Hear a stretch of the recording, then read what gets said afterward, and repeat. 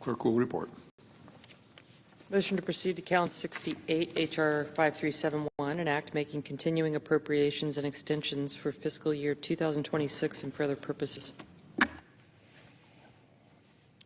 Mr. President, yesterday we finally heard Democrats entertain the notion of reopening the government. It only took them 38 days. Why in the days before progressives were urging Democrats to prolong the shutdown in perpetuity?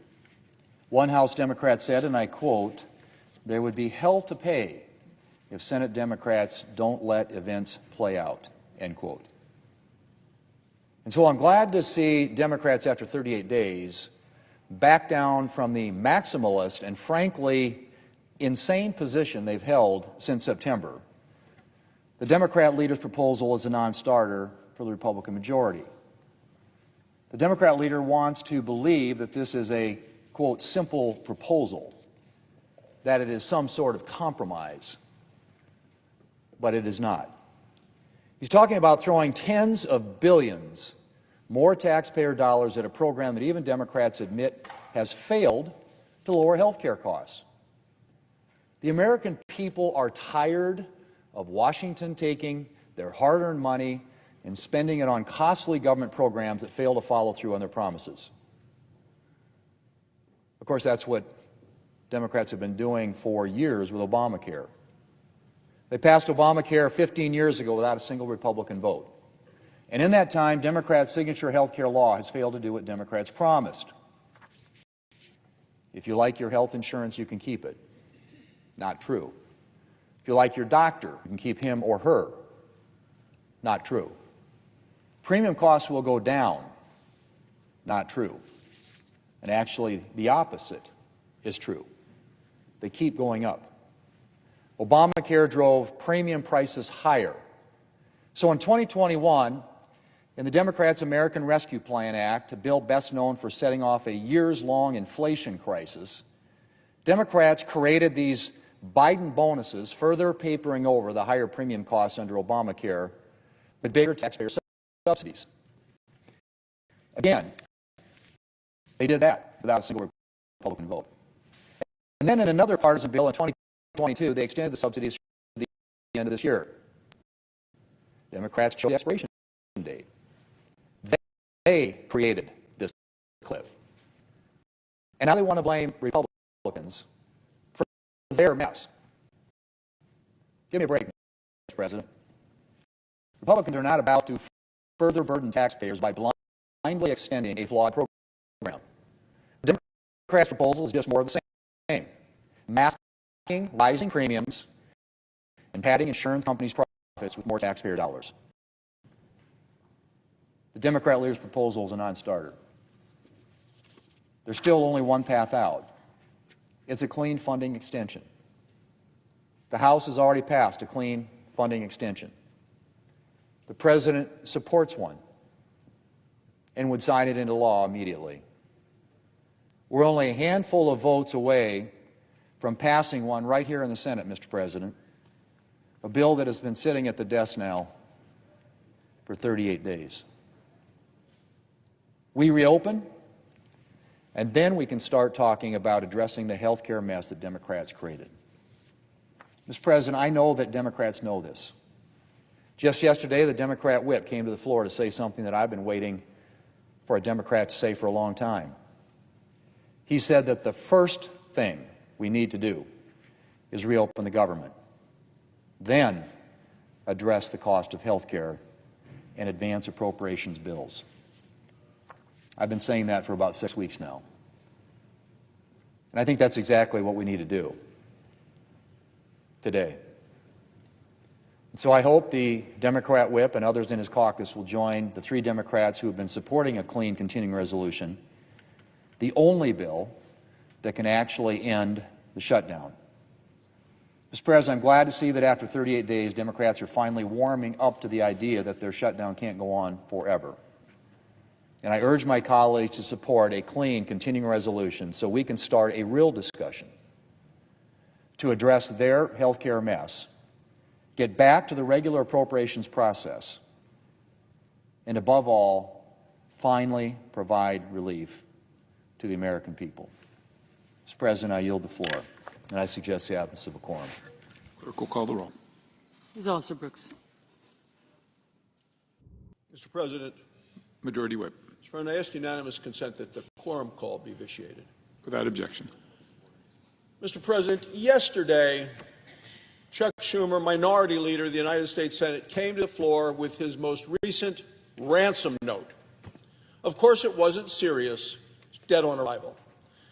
Senator Schumer is demanding that the U.S. government send a check directly to the insurance companies of America for the tune of tens and tens and tens of billions of dollars, right from the government, mainlined into the bank accounts of the insurance companies of America. Chuck Schumer actually cuts the people, the American people, the taxpayers, out of the process. The people who are waiting for food, the people who are waiting for paychecks, the people who are protecting us, cuts them out completely. Nope, direct money, Chuck Schumer, U.S. government, into the bank accounts of the insurance companies of America. Think about it. Direct payment, U.S. government to insurance companies, American people having absolutely nothing to say about how that money is spent. That's what Chuck Schumer wants. No accountability. What he said is if the Republicans will not send that $30 billion to insurance companies, and it may be more than that, actually, if you do all the calculations, the Democrats are ready to just keep the government closed, no paychecks, no food stamps, no military getting paid, nothing. Mr. President, this is a true reflection of the failure of Obamacare. Since Obamacare was passed by Democrats, and not a single voter, not a single Republican voted for it in the House or the Senate, Democrats alone, the costs of health care in this country have skyrocketed. You know what, Mr. President? So have the stock prices of the insurance companies. The average Obamacare premium has gone up by 221% since Obamacare passed. Remember when President Obama said that Obamacare would actually bring down prices? He said premiums would decrease by $2,500 apiece. It was a direct lie to the American people, and I believe Barack Obama knew it. He didn't seem to care. He was going to do anything he can to get a bill passed that was named after him. At the same time, since Obamacare became law, the stock prices of U.S. insurance companies has gone way up.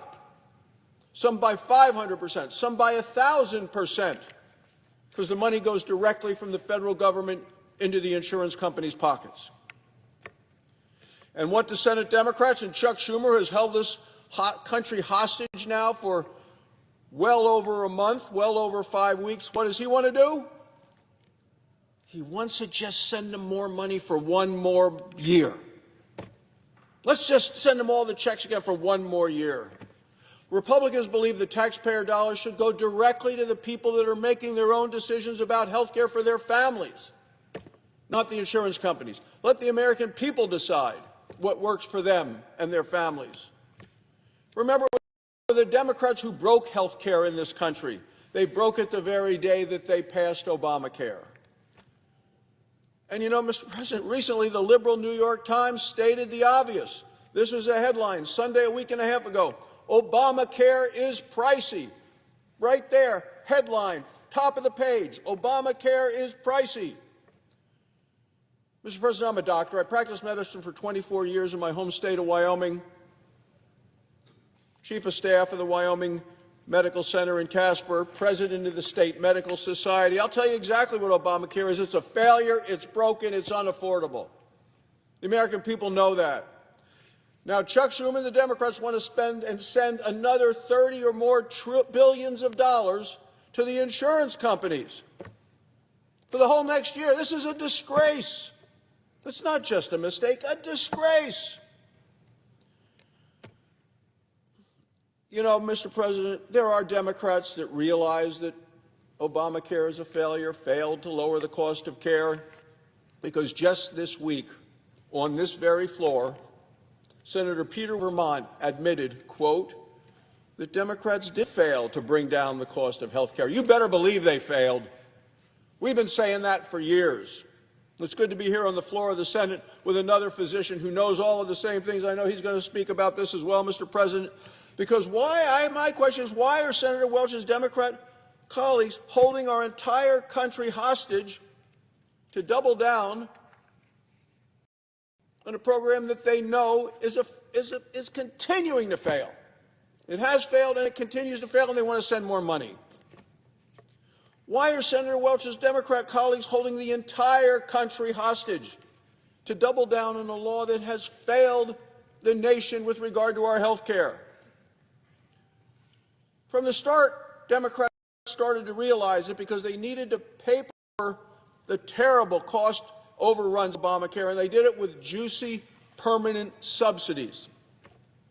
When Joe Biden became president, Democrats said, oh, it's getting worse. We better put additional subsidies on top of the already juicy subsidies that were there, just to try to prop it up. They did it to further hide the failures of Obamacare. Well, the end of the Biden COVID bonus payments, as I like to refer to these new juicy subsidies, the add-on subsidies, only about 4% of next year's projected 20% premium spike comes from that. And what do we see? We see these new subsidies. They didn't lower premiums. They continue to try to hide the real cost of the premiums. They shift the costs. And who do they shift them to? They dump it on the taxpayers. And that's what Chuck Schumer is trying to do today. Dump it onto the taxpayers and sending more money directly to the insurance companies and keeping the American people out of the equation completely. So the taxpayers are paying 93% of the cost of Obamacare premiums. This is a dramatic escalation from years before. And what did all of this extra spending by the Democrats buy? There's that much money floating around, Mr. President. The American people are left behind, don't have a right to look right at where it's happening. It brought waste, fraud, abuse, and corruption. Oh, yeah, there's been corruption. Last year, the American people filed over 200,000 complaints with the federal government because they were unknowingly signed up or switched into Obamacare plans. So how could that happen? 200,000 people either didn't know it or was switched. How does that happen? Because it happened without their consent. You look into those situations, these people had to find out about it and then complain to the government. So there are people that actually got switched, still haven't found out about it.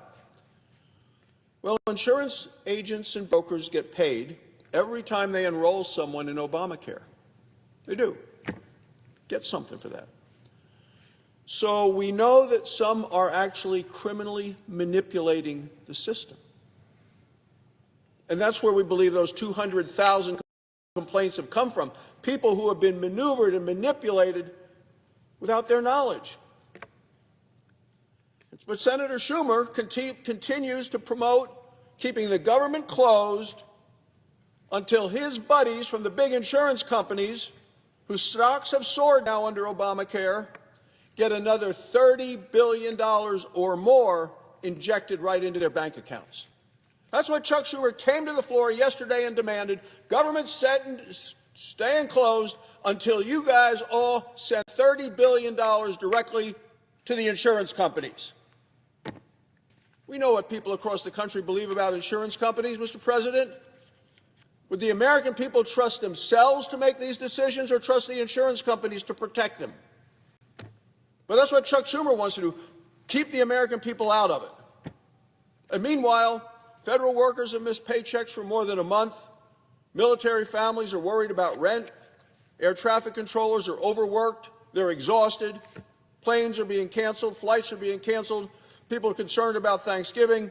Enough is enough. Let's be clear with what Republicans are offering. We're ready to reopen the government today, make sure everybody gets paid who's been working without pay for the last 5 or 6 weeks by passing a clean, continuing bipartisan resolution. That means funding the government at current levels, So we pay our military families, we pay federal workers, we fund food assistance to 42 million Americans. Now think about that. That's 42 million Americans. That's more than twice the number of people in this country that are on Obamacare. Yet Chuck Schumer and the Democrats are willing to deny food to hungry children who outnumber the people on Obamacare right now by 2 to 1.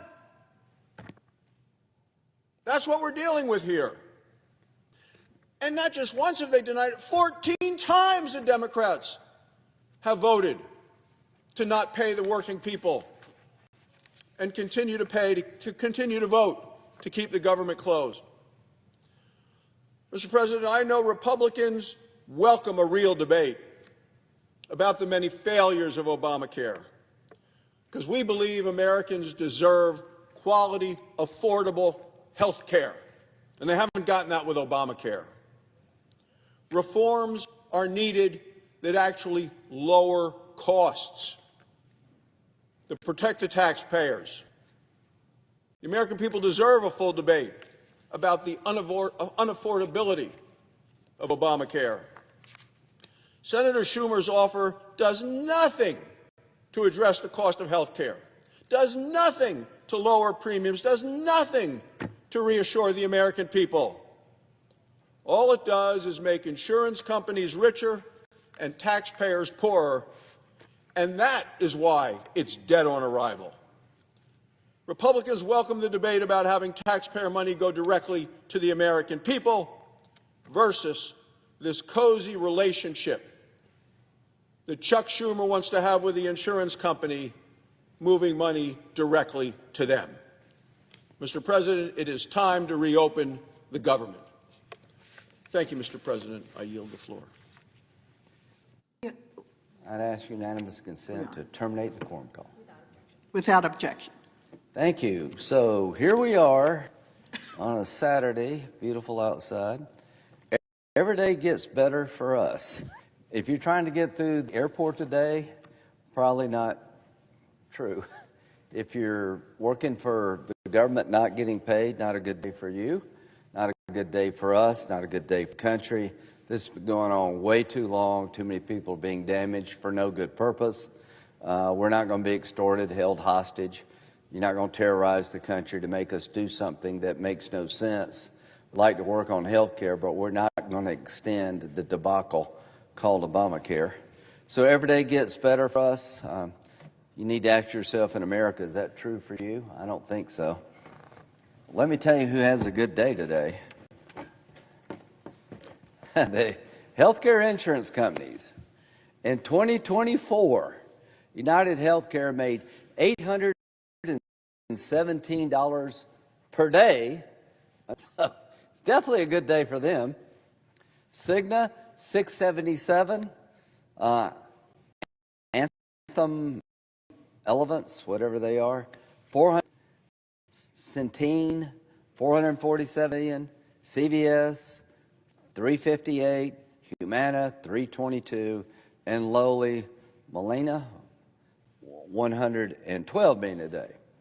That's what healthcare companies get under Obamacare every day.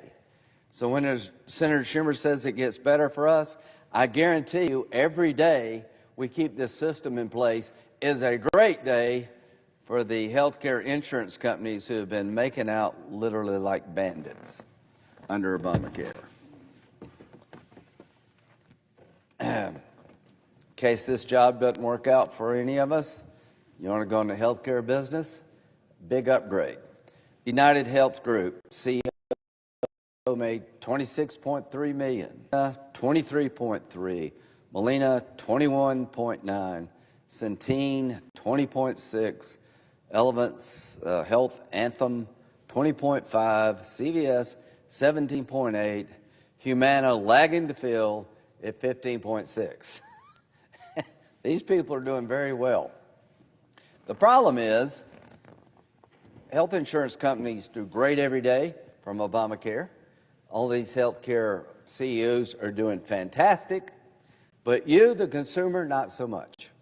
You were promised when Obamacare passed in 2010, President Obama said every family in America who participates in this thing will have about a $2,500 savings in premium reductions. It's been like 100% increase. You just a bit, you missed it a lot. This thing is unsustainable. Why do you call something the Affordable Health Care Act when every 5 minutes you're asking me and the presiding officer to dump $350 billion in it to keep it afloat? It's not affordable. It's never been affordable. The only people winning from this are health care insurance companies, CEOs, and it needs to stop. And why is the government shut down? The government is shut down because our friends on the other side are insisting we continue this program for another year. I'm not going to continue it for another day. I'm not going to pour tens of billions of dollars through Obamacare into healthcare insurance companies with the result being your premiums have increased by 100%. We're going to stop that. We'd like to work with you to come up with a better deal. Here's the good news. It wouldn't take much to make it a better deal. But if you're wondering what kind of deal it's been for healthcare companies, United Healthcare Group, 1,177% increase in their prices since Obamacare. Look at these numbers. I mean, 822, 414, 490, 859, 604, 595% increase in stock prices after the passage of Obamacare. These are the big winners, not you. And we're going to break this healthcare cartel. We're going to take this money that's flowing to insurance companies, try to get it directly to the consumer so you can have more purchasing power and actually over time create more competition and lower your health care prices. Something Obamacare is not doing. And to illustrate my point, I've gone from no charts to a bunch of charts. This is a big change in my life. Even I can understand that. That's like a rocket ship compared to the rest of the economy. So what have we, last few days? We have discovered that the subsidies under Obamacare are a windfall for insurance companies. We've discovered that every day we talk about health care as it is today, they're making a gob of money, hundreds of millions of dollars a day. We've learned that these health insurance companies have had stock increase prices unlike any other sector of the economy, and it all happened after Obamacare. They promised you lower premiums. Your premiums have doubled. What's happened? The big winners, insurance companies are doing the Democratic Party's bidding. They're signing up people for Obamacare that haven't made a claim in 3 years. For every person they can find, they get money. So if they got incentive just to stack this thing with people, whether it's good health care or not. So what did President Trump say today? He said, he recommended to all the Republicans, stand your ground, break this cycle, take the money away from health insurance companies, and let's flow it to the people to give them more purchasing power and stop the money-sucking health insurance companies from taking tens of billions of dollars out of Obamacare. So the Affordable Care Act is not affordable. There is a better way. We're going to insist on that better way. To my Democratic friends, we're not going to extend this program for a year because that would be unfair to the taxpayer. That would continue a health care system that's out of control. It would enrich insurance companies even more. We're not going to do that. We're going to replace this broken system with something that is actually better for the consumer to meet the goal of lowering health care costs. So you have to understand, terrorizing the public is not going to get us as Republicans to continue a very bad health care bill. We're not going to do it. We will talk to you, President Trump will, all of us will, about how getting better value is possible, how lower premiums is possible, but you got to change the fundamental precept of Obamacare, which is proven to be anything but affordable. That's like the Inflation Reduction Act. All it did was cause inflation.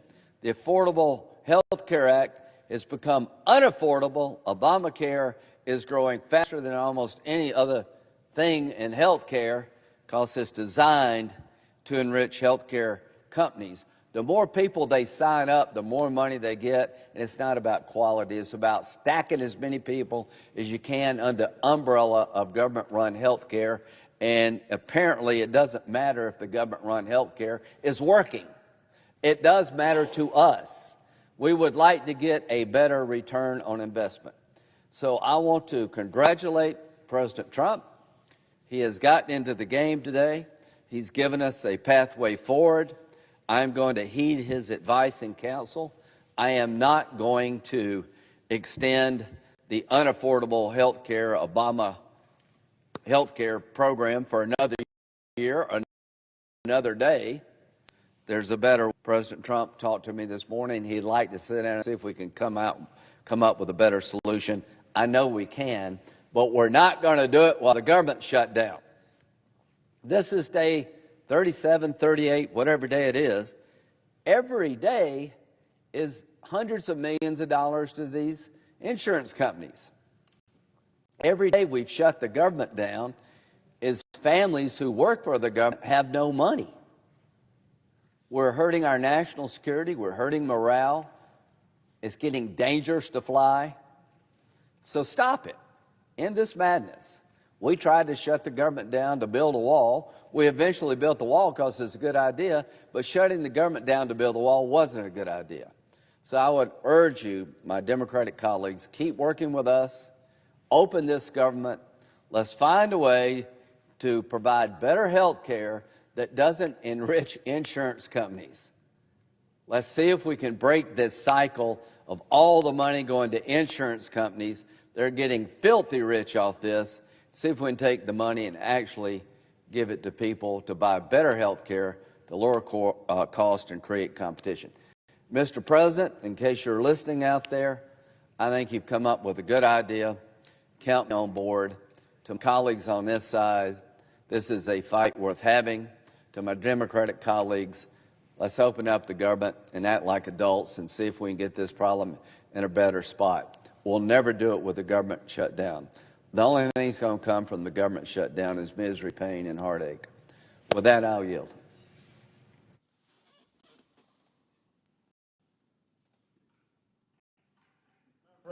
Gentleman from North Dakota. Madam, I'm pleased to join my colleague from South Carolina on the floor and really want to echo and emphasize what he's talking about. And that is that health care absolutely needs to be reformed. And as the senator from South Carolina said, that's exactly what the president has said. We've got to reform health care because medical inflation is going up like a rocket. And it is not going to change until we reform this health care system. And it starts with making sure that support goes to people so they have more control over their own health care. That is just common sense. And so I agree with my colleague from South Carolina and certainly with the president's comment that that's the kind of reform that needs to be done, but it needs to be done when the government is open.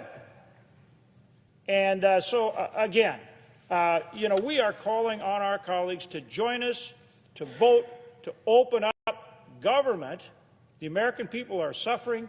We need to get back to work on all these issues, and that happens when they join us and vote to open up government.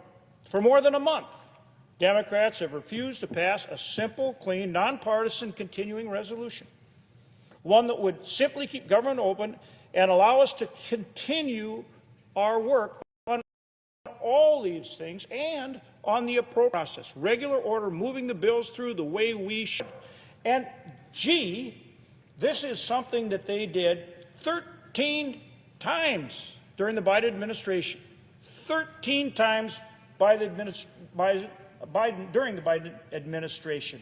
And it wasn't just some of the Democrats that made these 13 votes. It was all of them. All of them. All of them.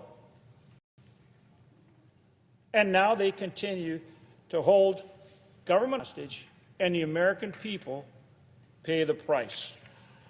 For more than a month, Democrats have put programs like SNAP at risk, jeopardizing support that 42 million Americans rely on to help put food on the table. For more than a month, Democrats have refused to support women and young children who rely on WIC programs for supplemental nutrition assistance. Emergency funding for that program is nearly exhausted. For more than a month, Democrats have refused to provide educational opportunities to the 750,000 children who participate in the Head Start program, many of which are in danger of closing soon or have already been shuttered.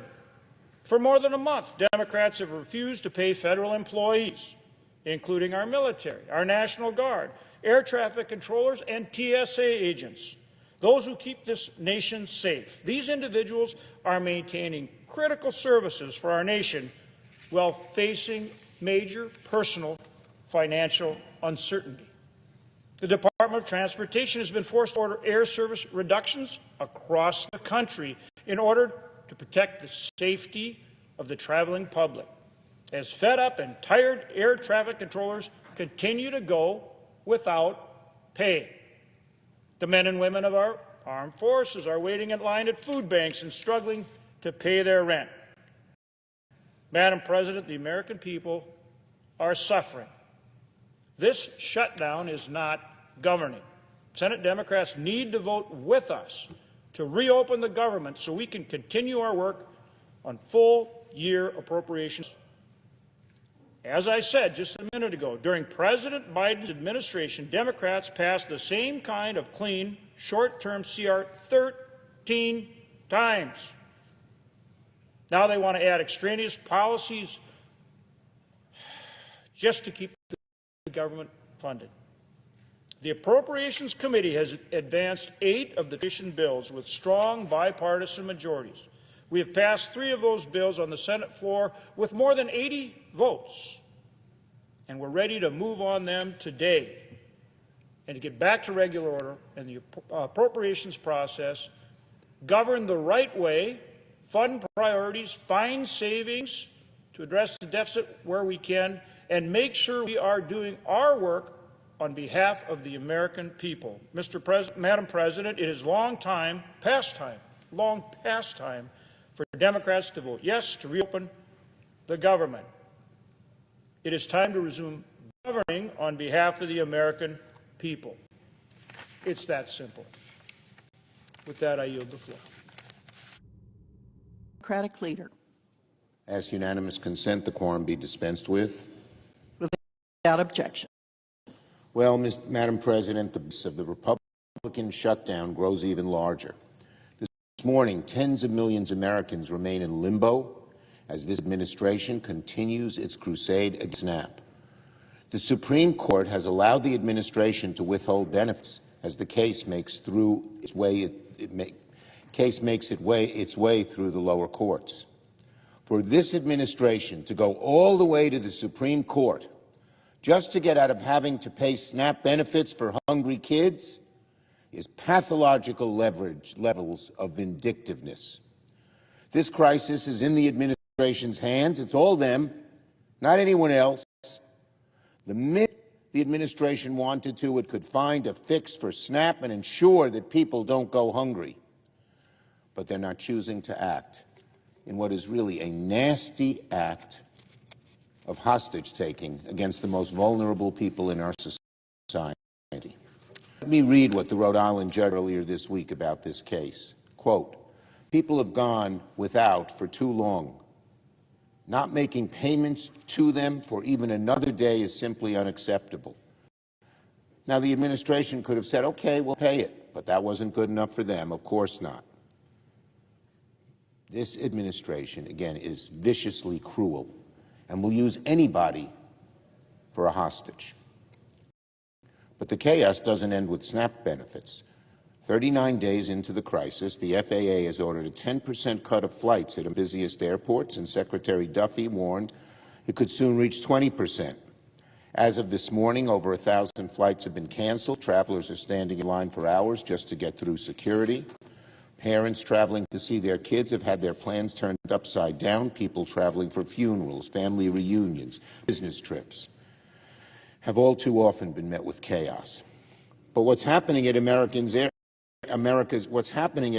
airports right now is not an accident, it's a stunt. Look at the way it was designed. 4% of flights canceled yesterday at 40 major airports, with plans to ramp up day to day until it hits 10% and maybe 20%. How much more transparently political can you get? This isn't about safety. It's about politics masquerading as safety. When air traffic controllers are working without pay, when the system is strained to its limit, the solution isn't to cancel flights. It's to pay the worker and open up the government, which the administration could do right now. As I understand it, under previous shutdowns, airports were never shut down. But again, the level that this administration, the level that they will go to, putting the American people in discomfort and worse, is unprecedented. Instead of negotiating with Democrats to lower costs, Republicans would rather let air traffic controllers go unpaid. Instead of negotiating with Democrats to reopen the government, they'd rather ground flights. Instead of negotiating with Democrats to help families, they're punishing travelers. Instead of governing Republican goods. And they have the ability to pay the air traffic controllers like they sent money, just as Trump sent money to Argentina, $20 billion. If they wanted to find the money, they could. Absolutely. So why? Why have Republicans dragged this shutdown on for so long? Because they don't want to lower health care costs. Because they seem happy to let 24 million Americans see their premiums double on average. Yesterday, we offered Republicans a perfectly reasonable compromise to get out of this horrible shutdown that they installed on the American people. We offered three things. We all vote to reopen the government. We all approve a one-time temporary extension of current ACA premium tax credits, and then after we reopen, we'll negotiate, as Republicans say they want, for longer-term fixes to ACA affordability. Will the senator yield for a question? No, only after I finish. Okay. I know many Republicans stormed out the gate to dismiss this offer, but that's a terrible mistake. Our offer is not a new policy. This is not negotiating in a shutdown. It's simply agreeing to maintain current funding levels. A one-year extension is something many Republicans themselves have said they want. It's something a great many Americans support. 55% of Trump supporters support it, after all. So it's alarming that Republicans even refuse to acknowledge we have an immediate crisis right now that needs fixing. Listen to the arguments Republicans have been making on the floor. Just listen. Republicans are making it clear as day that they are happy to let premiums skyrocket. Behind me is the consequence. Look at this across America in states red and blue. The black areas are districts that would increase subsidies, that subsidy costs would increase that insurance payments for people would increase 300%. Dark blue 200 to 300, and the list goes on. Look how bad it is. Every single state's impacted, most of all Republican states. Look, if Republicans want to talk about long-term fixes to ACA affordability, Democrats are ready. We said so yesterday. But in the meantime, doing nothing is derelict because people will go bankrupt, people will lose insurance, people will get sicker. And that's what will happen if this Congress fails to act. Republicans must act. I yield to my colleague from Ohio. Thank you to the Democrat leader for yielding to a question. Have you put forward a proposal that we can read that you referenced in your speech, which says a clean continuing resolution with the extension of the ACA Biden COVID credits? Yes, as we spoke yesterday. So there is I will not be interrupted. No, my question is there a proposal in writing that we can read? There is a proposal that is very simple. First, you haven't put your proposed fix to the ACA, the new one, which Leader Thune has spoken about on the floor, so we can't give you a counter in writing. But it's very simple. because we have two sentences we would add to any proposal, which would extend the ACA benefits for 1 year. That's all, plain and simple. And the leader can put that in his proposal on opening up the government.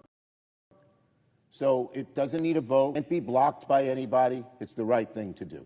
It still have no income caps, so people who make $1 million, $2, $3 million a As year. we said, if he would have listened to my speech yesterday, once we passed the 1 year fix, so people right now aren't in difficulty, we would sit and negotiate that.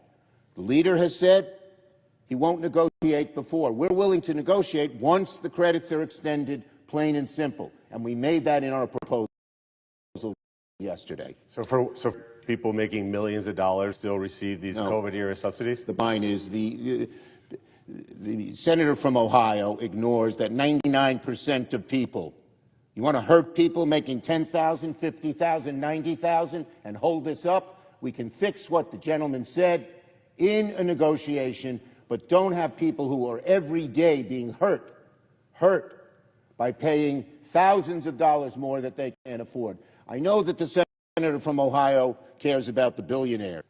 We care about average working people. I yield the floor. So just to be clear, Mr. President. Was recognized. So just to be clear, what you heard from the minority leader was the following. I just want to recap it for those of you who might have missed. Number one, he acknowledged that the Democrats have actually not put forward a written proposal that people could look at. Number two, he acknowledged that his plan would be to allow millionaires, let me just say that clearly, people making millions of dollars would receive Biden-era COVID Obamacare subsidies. You heard that right. No income cap. I was going to ask him before he stormed out of the room, because evidently he doesn't want to hear any opposing views or actually engage in meaningful negotiation. He would have heard me ask the next question, Madam President. Would he continue $0 premiums, which we know for a fact have enormous levels of fraud? If he had stayed, I would have asked him a third question. Does he want these monies to go directly to insurance companies? Let me repeat that, Madam President, because I don't think the American people have been told the truth here. This money does not go to people on Obamacare. This is a check written from the federal government to the wealthiest insurance companies on the planet. He wants no income caps, millionaires getting COVID subsidies. He wants $0 premiums that are filled with fraud. And he wants to enrich insurance companies even more. And because he can't get that, here's the irony. There's federal workers, military, TSA, the clerks here that aren't receiving paychecks, that might get their health insurance canceled because we're not sending the premiums in. He's doing this to help people who have made millions of dollars already with this flawed health care system. And, Madam President, to make it worse, he admitted right here on the floor of the United States Senate, the minority leader admitted that he has actually not submitted a written proposal to allow the Senate to consider. And let me just say one last thing, and I'll yield my time to the senator from Louisiana, who last night, I want to give him enormous credit, honestly, phenomenal proposal. I love what you said, which is instead of sending this money to insurance companies, why don't we send it to the people directly? Let them be empowered to hold insurance companies accountable. Let them make the decisions. I find it laughable that he says, I'm for billionaires. I'm somebody who worked my entire life in a private sector, and according to financial disclosures, he has a higher net worth than I do, and he's been a politician his whole life. So I don't know the math around that. But I'll yield the floor to my great colleague from Louisiana, who sadly, by the way, the cameras don't pan the room. There's no Democrats here listening to what you're about to say. And you're here because you're a good man, because in your heart you want to fix this. They say that we won't negotiate with them. They want to negotiate with President Trump, which is funny because I look around, there's little plaques all over this floor. There's none that say Donald J. Trump. There's none that say that. This is a negotiation among the United States Senate. But they're not even here. Look, gone. Empty. Empty. Maybe they're at lunch with some lobbyists. Maybe from insurance companies taking them out and playing golf today.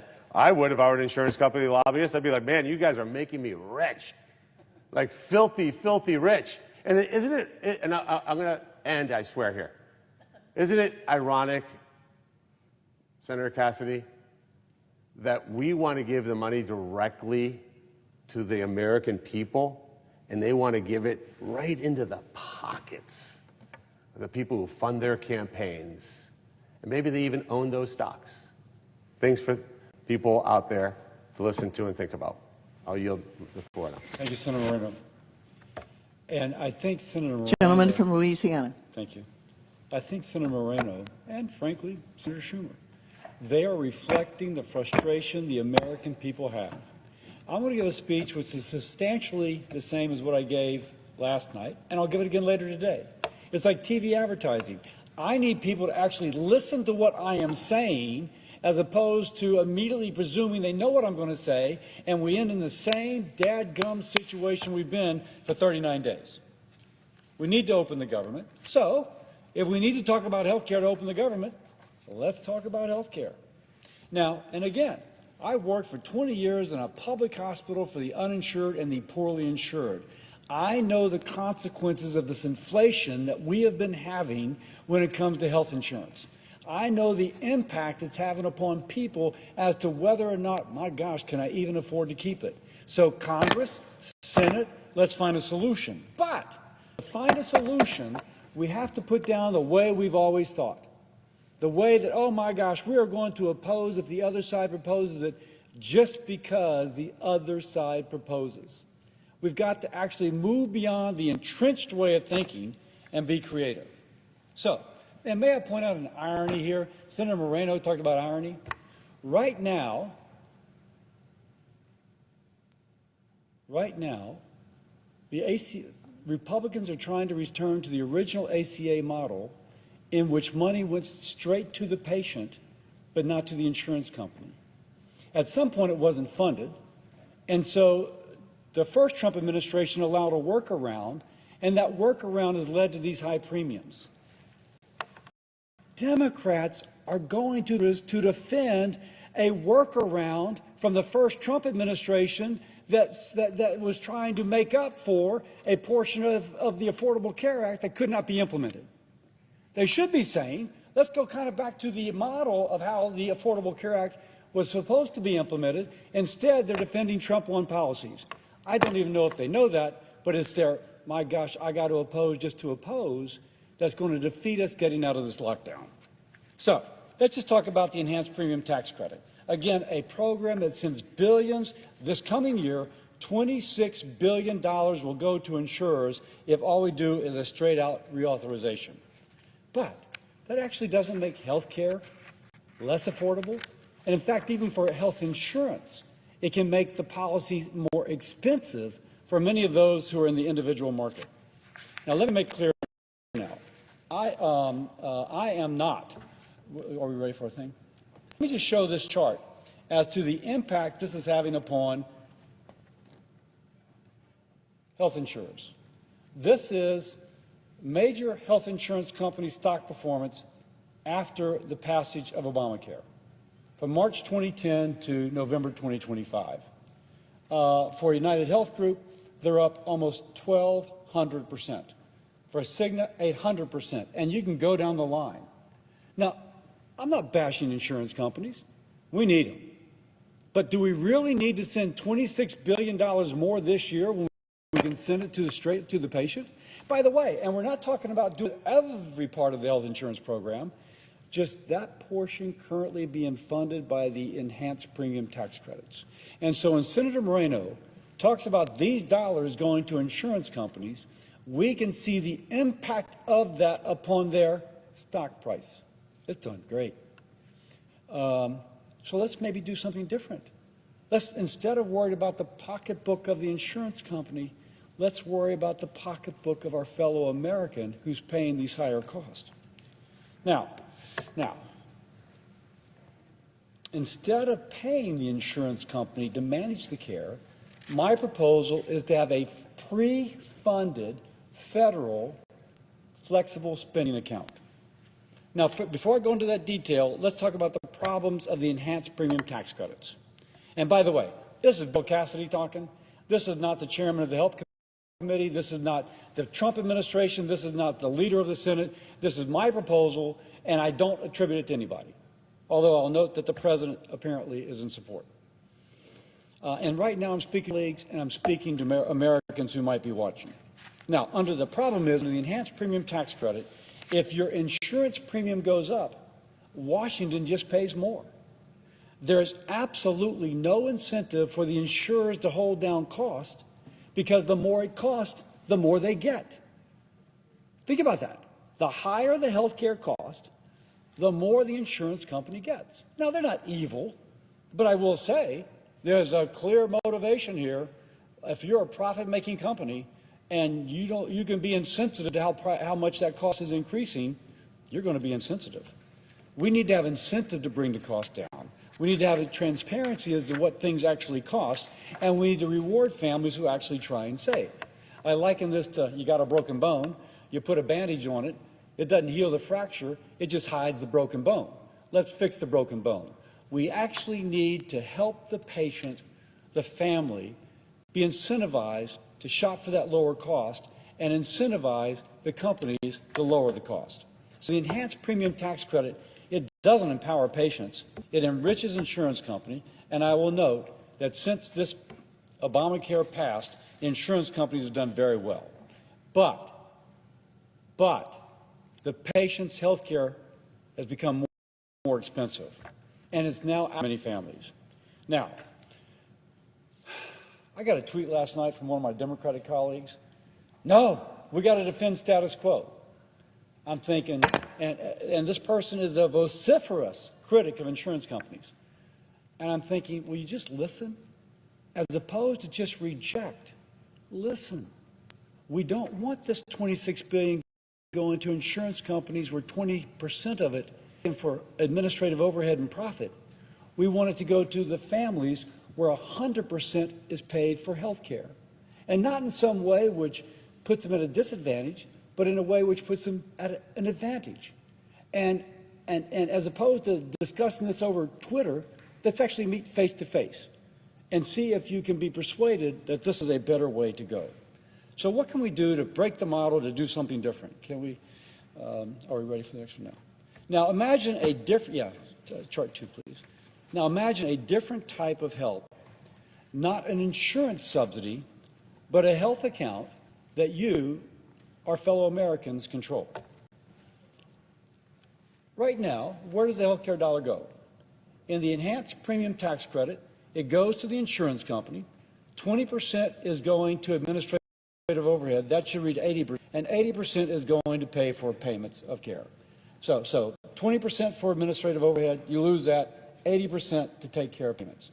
Here, we take that portion of the current payment the federal government is making that goes to enhanced premium tax credits, and we put it in a pre-funded flexible savings account. And the patient has an account. My wife and I have one of these. It works pretty well. And 100% of the money goes to paying for health care. And it can pay for the physician, the medicines, it can pay for dentistry and orthodontia. So in all this, you've got a 20% plus up in the amount available to actually pay for health care. Now, every eligible American citizen on the exchange would get this federally pre-funded. I keep stressing the pre-funded. In the health savings account my wife and I have, we're on an Obamacare exchange, we actually take a portion of our income and we designate it to go into the flexible spending account. But here, we would take a value equal to the amount the person would have otherwise received from the enhanced premium tax credit, and we put it in the flexible spending account. And it pays for real-world expenses. I just mentioned it pays for dental care. It pays for eyeglasses. Keep in mind, many insurance policies on the exchanges don't pay for dental care, and they don't pay for eyeglasses. It's something extra that you have to purchase. In this case, the flexible spending account would allow that to be done. Prescription drugs, your routine medical services and preventive care. It does not go for premiums, though. It goes to the patient, and the uses it as she understands helps her family's budget the most. Now, by the way, let me just give a shout out to the president. He recognizes we have a problem. He knows the insurance market is broken. He put out a favoring this approach. And you can't read this because it's too much, but you see it's from Donald J. Trump, and bottom line is he wants money to go to patients, not to insurance companies. And the response to that from one of my Democratic colleagues was, oh, we're taking companies. No, we're taking that portion that would be part of the enhanced premium tax credit, and we're putting it in a pre-funded flexible spending account. If people would just listen as opposed to automatically reject, and if people would realize that Democrats are defending a Republican workaround to something that Obamacare tried to do, but they wrote the language poorly so it couldn't be implemented, maybe they would stop and reconsider. Why is this a totally ironic situation where Democrats are fighting to the death, keeping the government closed almost 40 days because we want to defend Trump 1 administration policies? The irony here is incredible. So, the president's posting that we need to redirect these enhanced premium tax credit subsidy amounts to our Americans so that they can get their own health care. So, I agree with the president. We need to give to the patient and bypass the insurance company for this portion of what they would otherwise receive. Now, I've also been told, sounds great, Bill, but it sounds complicated. 72% of Americans working for a government entity, federal government, state, local, have access to a flexible spending account. 47% of those in the commercial market. Hundreds of millions of Americans have access to these accounts. My wife and I have had an account for several years. This is not complicated. Now, my wife and I are on the small business Obamacare exchange. It's not offered on the individual exchange, but it's offered on the small business exchange, the one that Congress is on. So, but the point is, we are already doing this. If you say it's complicated, you say it's complicated, and yet we're already doing it.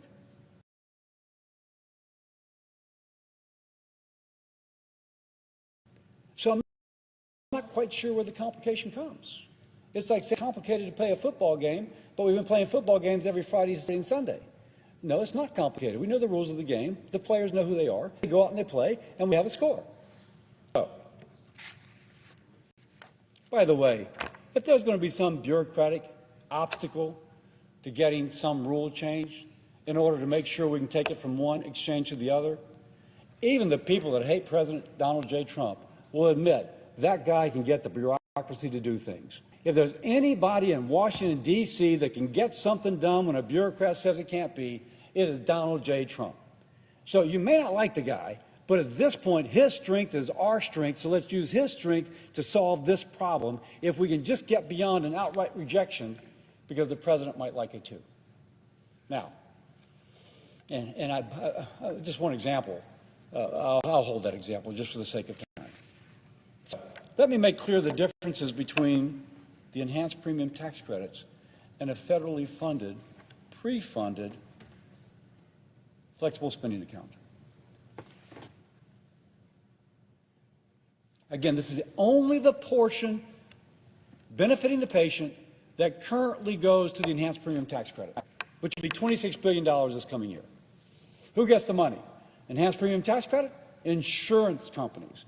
Under a pre-funded flexible savings account, patients and families. What can it be used for? Insurance premiums. For patients, real care. Doctor's visits, dentist visits, glasses, prescriptions, boom, real care. Who makes the decision? The insurance company?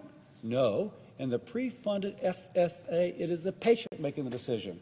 And does it lower costs? No. Demonstrably, this enhanced premium tax credit has contributed to higher premium costs. Here, the patient is empowered to shop. If I can get my medical service, my mammogram, my MRI, cheaper here than there, I'm motivated to do that because it leaves more money in my pocket. That is called patient empowerment. Give the patient the power, dadgummit. By the way, if it turns out you can save money by paying cash instead of the negotiated rate from the insurance, pay cash. That begins to lower it. But you would at least get the negotiated price. But now you also have the option of paying cash, and believe it or not, it is oftentimes cheaper to pay cash than to pay the negotiated price from the insurance company. So you save money, and the taxpayer's pre-funding your account also saves money. That's the essence of giving a patient the power. She picks the best deal, just like she would for groceries, for a car, or for a house. Now, how does this empower consumers? The pre-funded flexible spending account doesn't treat someone as a dependent of the federal government like the enhanced premium tax credit does. It treats them like a capable consumer who knows what's best for their family, where to go for their dental work, where to go for their pharmacy, and how much to pay, the negotiated rate from the insurance company, or if you can find it, a cheaper cash price. And instead of Washington paying insurance companies to manage your day-to-day care, you manage it, the patient manages it, the mama manages it with fairness, transparency, and flexibility. Now, by the way, some say, well, won't this cost more? It'll cost about the same as the enhanced premium tax credit, which should be something to appeal to my Democratic colleagues. By and large, we would take the same money going for the enhanced premium tax credit, and we would put it into these pre-funded flexible savings accounts. Now, we'd cut out the fraud. You save some money there, and some little bit and little bit. The second year, I think we would save money. I'd like to do this for 2 years, but this is up for talking, because people are going to start purchasing more wisely. Other reforms will kick in. But the point being, my Democratic colleagues, it'll cost about the same as far as I'm concerned. But the difference is, instead of 20% going to an insurance company's profit and administrative overhead, 100% is going for real care. This isn't just fiscally responsible, it is common sense. Now, as I conclude, let me once more point out the irony. The irony is the enhanced premium tax credits, you can draw a straight line back to the higher premium cost associated with the Trump 1 administration trying to find a workaround for a poorly drafted Affordable Care Act. And since then, premiums have gone up. And what my Democratic colleagues are fighting for to the death is to continue a direct result of that Trump 1 policy. And you could say there's some irony that Republicans are saying, let's go back to an original structure because it gave more money to the patient. I would like to say that's something that, as a Republican, I was always for. But I would say that currently the Democratic position is entrenched. Not all, but entrenched. If a Republican proposes it, if Donald Trump treats in favor of it, we have to reject it. All I'm asking is stop being a Democrat for just a second and be an American. Be an American who hadn't been paid for 40 days. Be an American who's paying too much for her health insurance and too much for her health care. Stop being a partisan and start being an American. I am ready to talk. Again, it's Bill Cassidy, it's not Trump, it's not Thune, it's not anybody else. But only when we begin to communicate are we going to find a solution that works for us all. Let's stop writing blank checks to insurance companies. Let's invest in the patients. And I'll finish by saying this. We got to open the government. We got to open the government. And once we do that, we'll have the people back that can finish drafting this. But we have to be willing to take a risk. We have to get out of our entrenched positions. And by the way, I'm going to get criticized for this, but we got to take a risk. And we take that risk. If we're brave enough to do something different, then we're going to solve this problem. I'm a doctor, but most importantly, I'm a doctor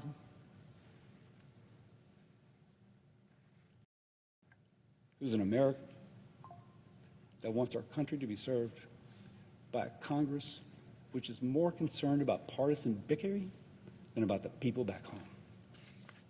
With that, I yield. From Louisiana, yield to some very quick questions. First question I have for you, Senators. How many Democrat colleagues are in the chamber today, right now? Unfortunately, none. So zero, not one single Democrat in the chamber listening, debating, having a dialogue with you. Question number two, if you're a union worker in my state, Ohio, do these Biden, Obamacare, COVID-era subsidies lower their health costs? Absolutely not. If you're somebody on Medicare, no matter where you are in America, do these COVID-era Biden, Obamacare subsidies lower your deductibles? Absolutely not. If you get private insurance through a small business like the one I used to own, do these Biden-era COVID subsidies lower your health care costs? Does nothing to benefit those people you're describing. If you're unfortunately somebody who is having a tough time and you're on Medicaid, you're disabled, children, do these Biden-era COVID subsidies lower your deductibles or your out-of-pocket costs? No.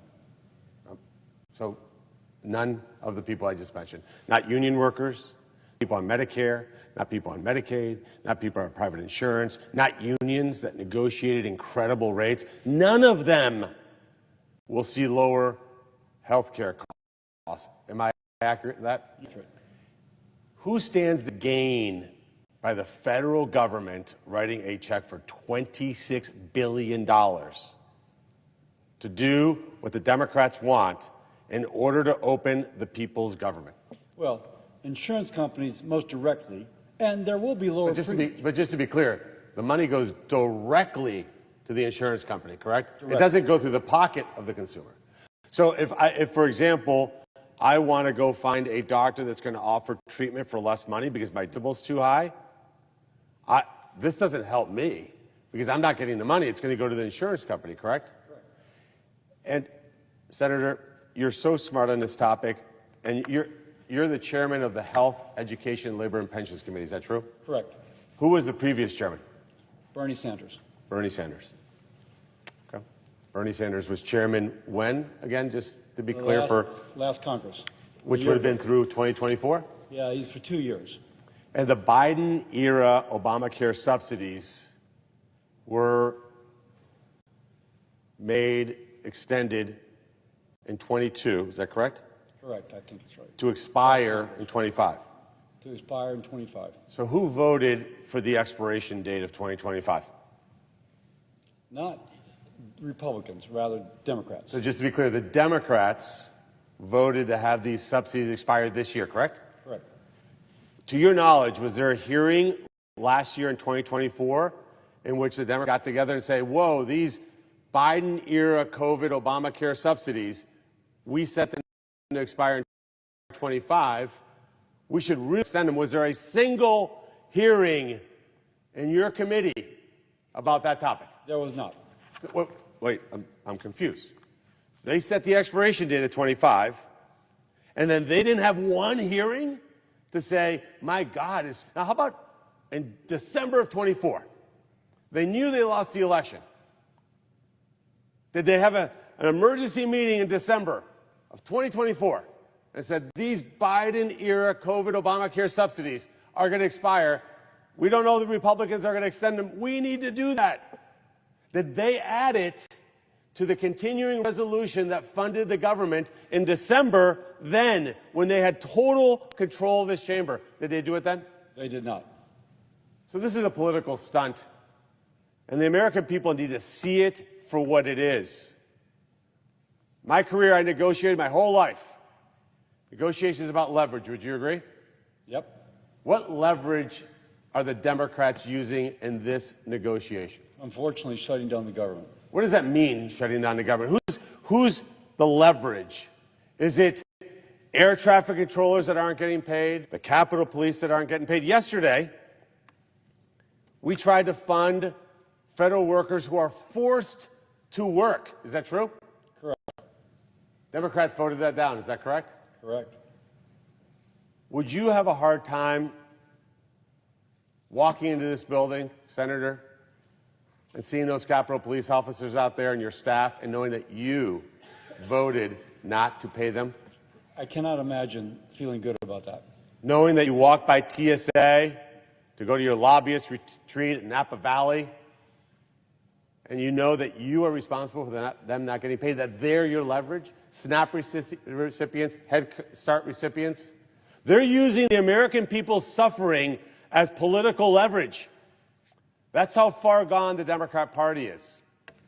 What you're offering would hurt insurance companies' pocketbooks, would it not? Insurance companies will do pretty well no matter what. But this would hurt their But pocket. it would take $26 billion that would instead go to an insurance company, and instead it gives it to a family for the.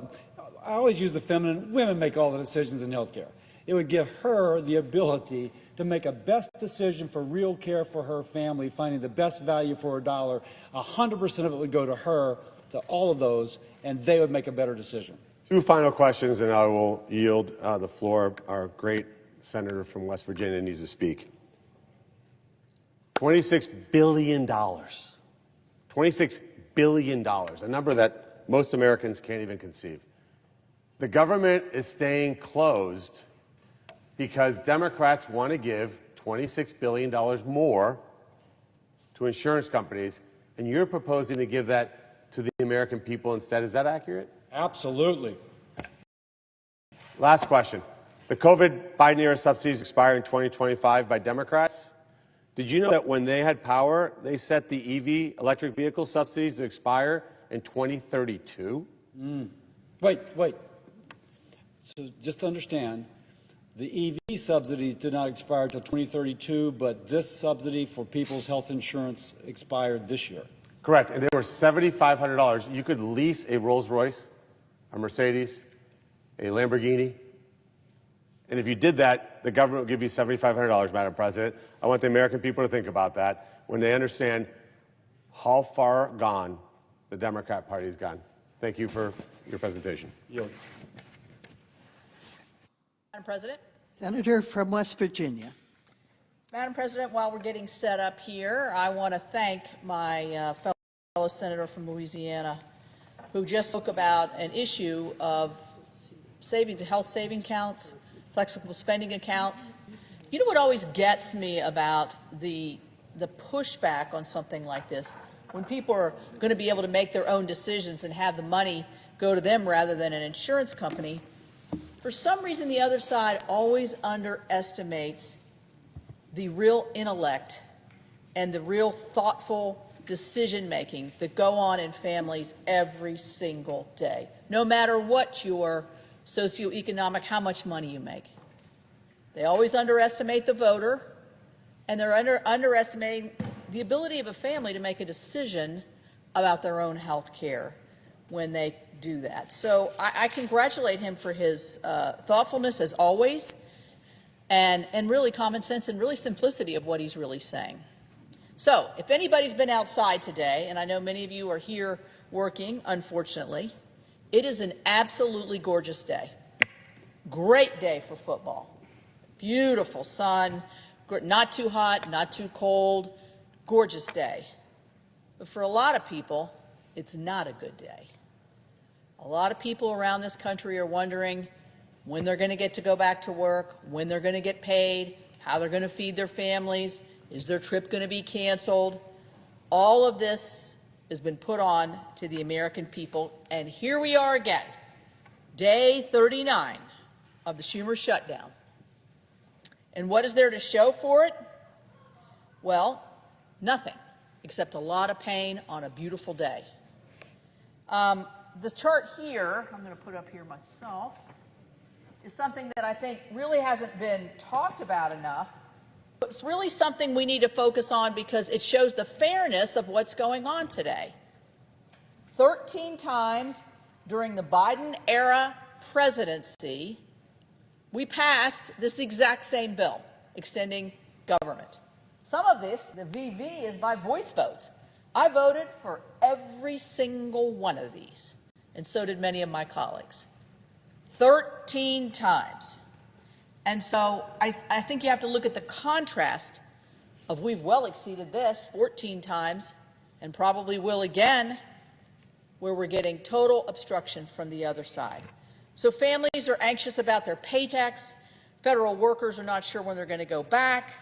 Capitol Police, the folks here, many of the folks in and around the D.C. area and many West Virginians, because we have a lot of federal employees, don't know where their next paycheck's coming from. I'm really concerned about our SNAP recipients, about whether they'll be able to put food on the table. We have travelers stranded in airports all over this country, and our air traffic controllers, many of them, are pushed to the brink. They're not getting paid. They've got a lot of anxiety about that because they have so many obligations, like many families. They can't meet the obligations. Veterans are facing delays as well. You know what? The American people do not deserve this. They deserve a beautiful day in the fall, watching their favorite football team, if that's what they want to do, or watching their grandchildren play soccer, and not have all of this put on top of them. So instead of ending the shutdown, the Democrats have come forward with their so-called offer, which is a one-year extension of the Obamacare Act subsidies. Well, let me make clear, as my colleagues have, this offer is just absurd. We've been doing this for 39 days the government's been closed. 39 days. And yet this offer is supposed to be the bridge to the end. To me, that's just incredible. The plan is to give $26 billion handout to the insurance companies. Here's my second chart, which shows the revenues per day of insurance companies that do health insurance benefits through the exchange. I mean, it's not millions, it's hundreds of millions. And yet, the Democrats want to hand over another $26 billion. So who does it benefit? It benefits the wealthy. There's no fraud protections. It does nothing, absolutely nothing, to lower the cost of health care. And Dr. Cassidy made a compelling argument about that just previously. So while Americans are feeling the consequences of this shutdown, our colleagues is to shovel $26 billion to the insurance companies. That is fiscal insanity. So I had a conversation with my Democrat colleagues last night. And they said, well, you know, the insurance companies are saying that it's too late now for them to redo their insurance estimations because of what's going on. So or to make any adjustments, say if you want to bring the income down or you want to do no zero cost plans, it's too late. You know, I'm sitting there thinking, maybe that was the plan all along. Let's close the government for 39 days because now it's too late to make any adjustments. 39 days ago, with the government open, we could have been negotiating all of this. Our leader has sat there in the well every single day and offered to negotiate. The president has offered to negotiate. Many of us have, including me. Dr. Marshall here, Senator Marshall, has a plan that he's had in front of all of us. And yet we're now 39 days. So maybe that's the plan. Maybe that's the plan. Let's hold it out for 39 days so the insurance companies can get their $39 billion. And let's not forget what these subsidies are from. They're out of the COVID era, from the health care that they created and proudly call Obamacare, which none of us voted for. And these bonuses were never meant to be permanent, never.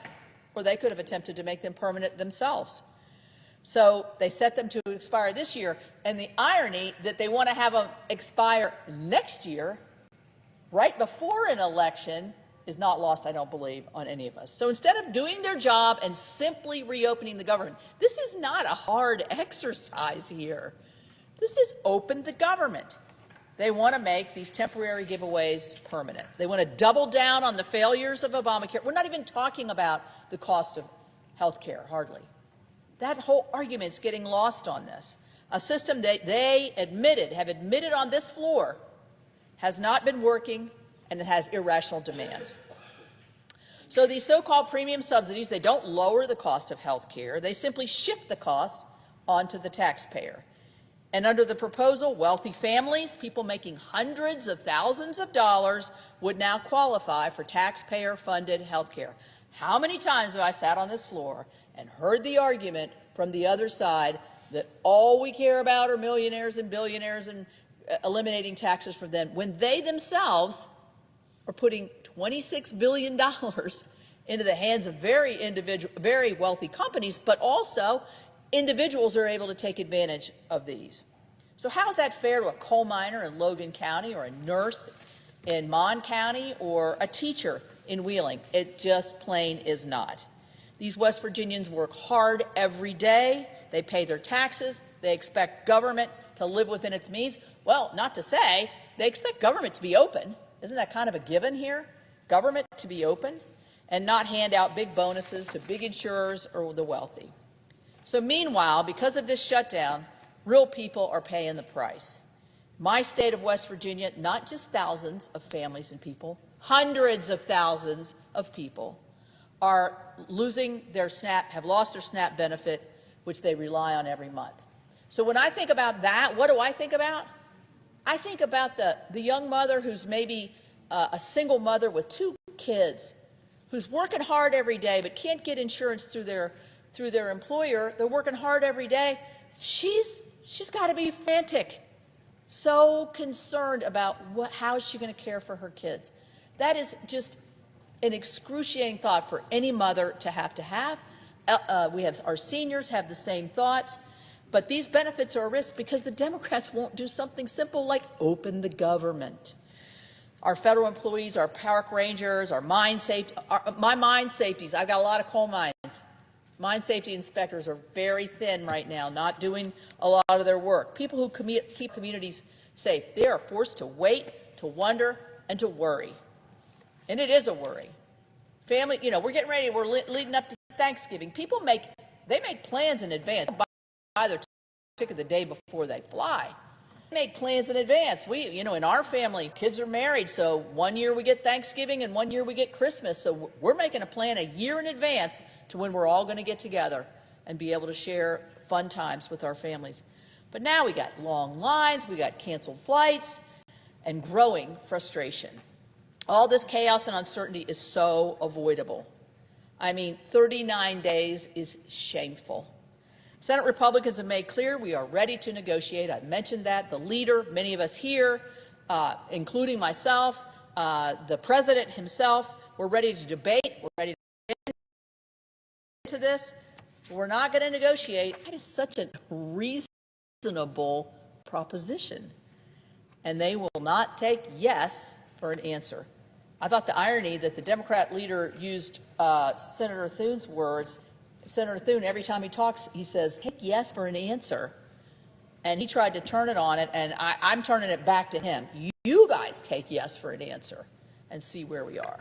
I've talked a lot about the financial costs that this shutdown has brought forth on the American people, but there is a not-so-hidden cost here, one that's harder to measure, and that's the uncertainty and the anxiety that this is bringing to families and businesses across the country. Not to even mention what the international thought must be. What is wrong with these people that they won't open the government? This has got to be what the international community is thinking every day.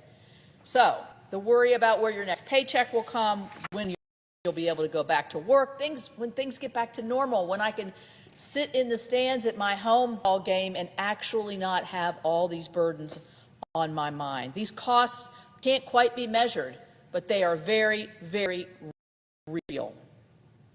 Hard time believing that my colleagues on the other side have truly grasped this impact. I don't know who they're talking to, but we're getting phone calls, personal conversations all day long talking about the cost of this shutdown. If they did grasp it, they wouldn't have dragged this out for 39 days. I've heard the news reports that some of them are feeling emboldened because of an election on Tuesday. So really? We're going to hold that young mother who's got those 2 kids, we're going to hold her hostage or whether she can feed her family because we have a political advantage? That is just a shameful thought in my opinion. But apparently, by their own words, it's real. You know what? There's no political advantage to a shutdown. I've been through so many of them. I voted many times to reopen the government. There's no political advantage to having our government shut. So I'm also a member of the Appropriations Committee. And I have to say, after many years of stagnant, we've passed bills out of committee, including my bill to fund the Departments of Health, Education, and Labor. It is historically a very challenging bill to pass, but we passed it out of committee with bipartisan support. It's waiting here to be brought up to the floor. We passed 3 bipartisan bills through the full Senate, and hopefully we'll be able to vote on those shortly. Leader Thune has fulfilled a commitment to bring these bills to the floor or to come. Because you know what? That's what legislating is all about. That's what legislators do. So one of the great frustrations to me in this whole process is that the members who supported these bills in committee and on the Senate floor now won't allow us to move forward bills.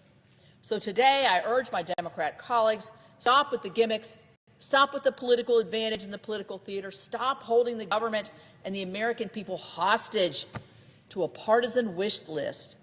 West Virginians don't want political gains. They want their government open, they want their benefits secure, they want their leaders focused on results. Let's reopen the government, let's restore certainty and sanity, and then let's let the hard work of reforming our health care system in a way that lowers costs and empowers patients. We could have been doing this for 39 days, by the way, but we can't until the government reopens. That's what leadership looks like, that's what government looks like, and governing, and that's what the American people deserve. Thank you, Mr. President. I yield the floor.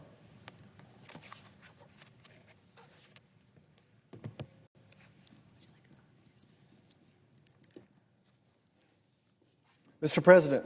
The senator from Kansas. Thank you, Mr. President. I don't have to tell anybody in this room that this is day 39 of a Democrat shutdown. Day 39. You know, a real common question I get is, who's winning?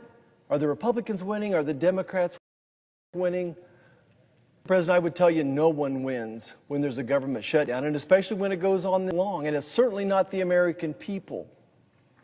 My heart goes out with empathy to those folks that have not received a paycheck since October the 1st. Hardworking Americans, you know, I especially feel for our TSA workers, our air traffic control workers, all those people that are out there keeping us safe, our Capitol Police, all these folks that are involved in the safety, the day-to-day safety of Americans. Thank you for continuing to work without being paid. It's interesting to me to understand why the Democrats have shut the government down. And you can blame whoever you want to, but I think it's an 80-20 issue that Americans don't think it's right to shut down the government, holding everybody hostage over these Biden-Obamacare bonuses. $35 billion a year. That's what they're holding the government over. These $35 billion a year is these enhanced Biden-Obamacare bonuses. That's 0.5% of the federal budget that we're keeping everything else under wraps for. $35 billion that's being given, by the way, to insurance companies. Overall, Obamacare actually cost the federal government closer to $150 billion a year. That's right, we're spending about $150 billion of your tax-earned dollars supplementing other people's health care. It was interesting when they sold this to the American people, they said it would cost $40 or $50 billion, but we're already triple of that. And that's what the American taxpayers are paying. That's $400 million a day. That's right, we're giving insurance companies $400 million a day from the ACA, from Obamacare, taxpayer money, $40 million a day. If you look at this Obamacare overall, by the way, there's about $25 billion of fraud, and we're going to get into that in a second. And again, there's $35 billion of these Biden-Obamacare bonuses, and overall it's a $150 billion a year project. These dollars are funneled straight into the coffers of big insurance cartels through Obamacare subsidies. All the while they deny claims. Think about what insurance companies are doing today. Through prior authorization and other issues, they're able to deny claims, to jack up costs for everyday families, sending many into bankruptcy. All the while they're boosting their profits, driving up their stock value. Now, what do you mean, driving up stock values? You know, there's driving up stocks and there's driving up stocks. And I think when you take a look at this one chart here, and I believe that President Trump put this on Truth Social today. This is since Obamacare was enacted. United Healthcare Group is now up almost 1,200%. This is their stock price, 1,200%. Cigna's at 800%. I know you're feeling sorry for Humana at only 500%. Molina here at 859% as well. So certainly we understand that these insurance companies have profited from these direct subsidies from Obamacare going into their bank accounts. But what's important is these subsidies aren't really helping the little guy. It's corporate welfare on steroids that boost the profits of giants like United Healthcare, which pocketed over $14 billion in earnings last year alone, laughing all the way to the bank on the backs of struggling taxpayers. $14 billion in earnings. Don't feel sorry for them that they're not going to get this $35 billion a year subsidy. The big winner of Obamacare has always been and will always be large health entities. They and the lobbyists who helped write Obamacare. I want to remind everyone, though, that the ACA ended up being not so affordable as well. Premiums are up over 200%, sometimes 400% since its conception. And we're expecting another spike of 25% increase in premiums. Regardless what Congress does or doesn't do with Obamacare, the premiums are going to go up 25%. And for the most part, the government stands to pay for that entire increase. The way Obamacare is set up, you pay a percentage of your income. So if the insurance rates, if the premiums go up 10%, 20%, 100%, the government is going to subsidize and take care of all that increase. And that's one reason why the insurance companies wrote Obamacare this way. There's basically no recourse. They know whatever they make the premium, that the government's going to pay it. That's why it's working. And what else? Obamacare, like Medicaid, is not meaningful health care. With an average deductible of $5,000, that's not meaningful access to health care. Obamacare is an abstract failure. It's expensive, it doesn't work, it doesn't give you access.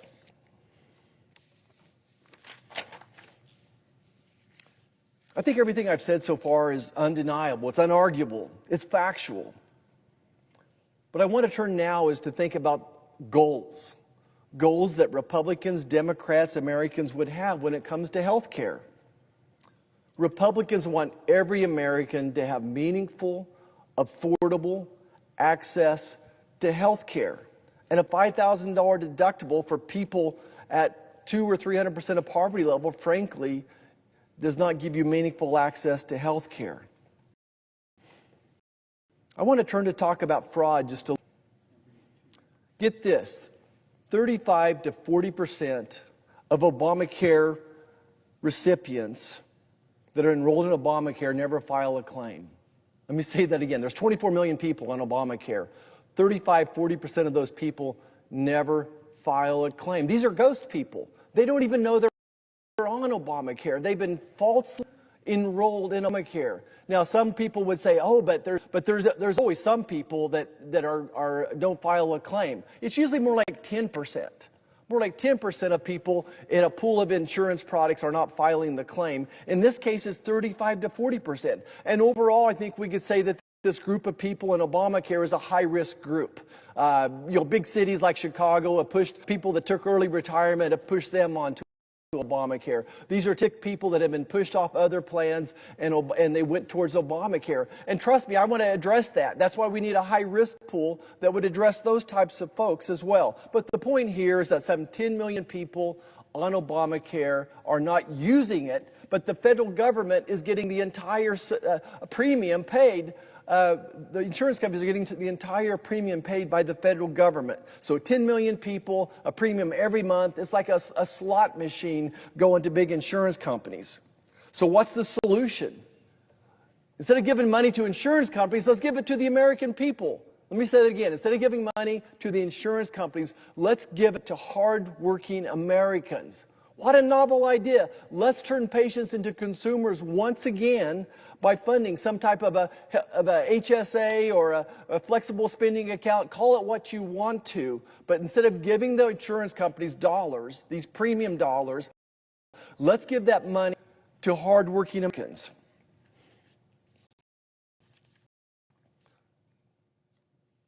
I did miss one point I wanted to make when it comes to fraud, Mr. President. You know, in addition to address those people that are not that are ghost, there's ways to fix that. Real simple ones. Number one is to have some type of meaningful ID. Right now, basically, you can give an insurance peddler out there just your name and your birth date, and they can enroll you. They need to go through the same type of regimen that it would take, say, to enroll for Medicare.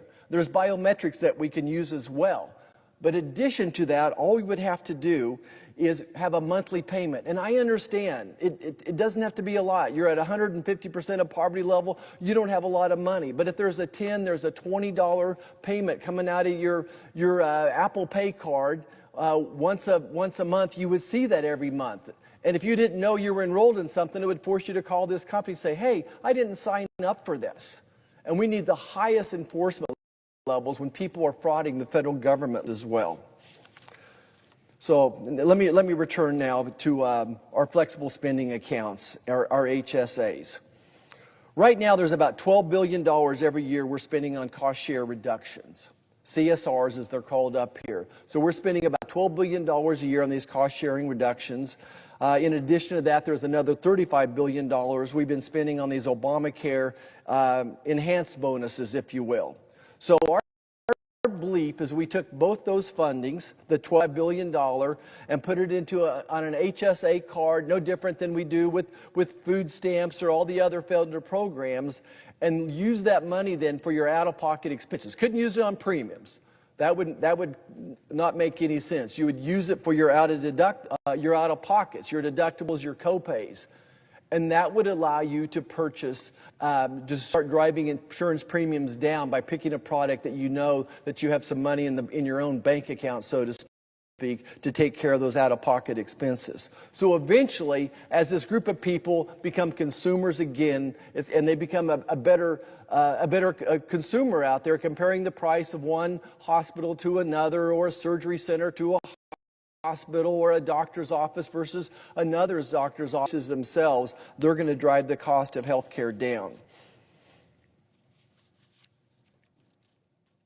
And I want to remind everybody, we wouldn't touch the original subsidies. So the original ACA subsidies, again, this is pre-Joe Biden, those would remain in place. So don't feel sorry. The insurance companies are still going to get $100 billion a year of these subsidies from the original ACA plan.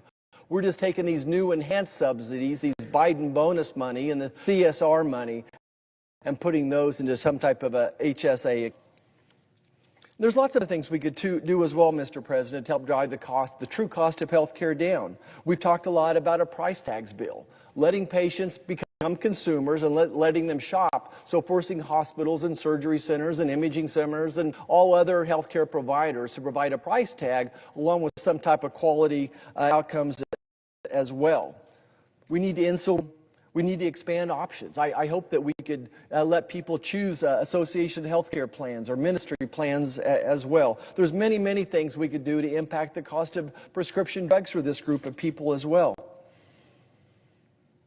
I'll start winding it down here and just say, you know, enough with the lies.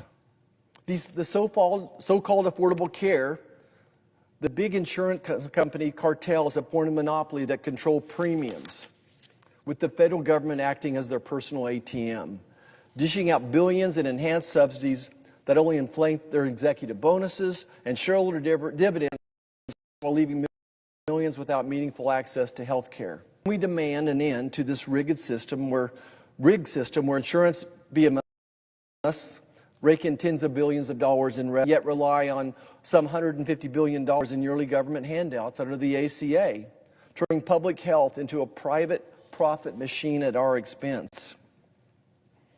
Our carrot and stick approach uses federally funded FSAs, HSAs to encourage mindful spending and reward efficient users by converting a portion of their savings into a retirement account eventually. All of this fosters. If you think about the ACA, we're spending $6,500 a year of federal dollars per each patient, $6,500 per year per patient. We're not spending any more than that on Medicaid.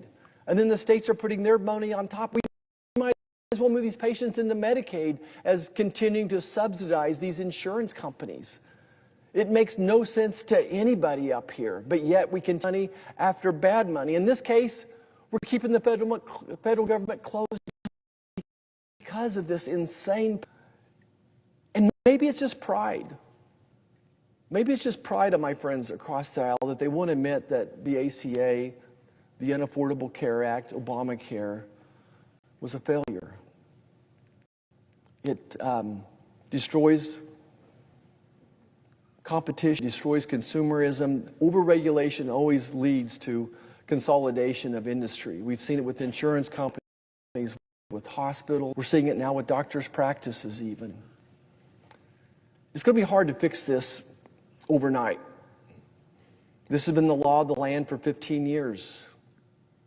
But everything where we are today, the reason that rural hospitals are going broke, the reason that we have $5,000 deductibles, the reason that premiums are going up 25%, it's because of the Obamacare rules. Again, the insurance companies wrote Obamacare. Their lobbyists, big hospital systems, they're the ones that wrote Obamacare. And here we are. They've been on the gravy train now for over a decade. $150 billion a year for these 24 million people.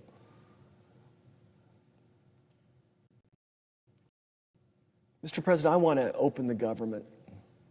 I want to open the government, but I can't be forced to throw good money after bad money. So many of us want to fix health care. That's why I came here. Fixing health care, it won't be easy. It's 18% of our GDP. But it'll take a bipartisan effort. It's going to take months and not weeks and not days to fix it. And all I can do is, I outlined a plan here.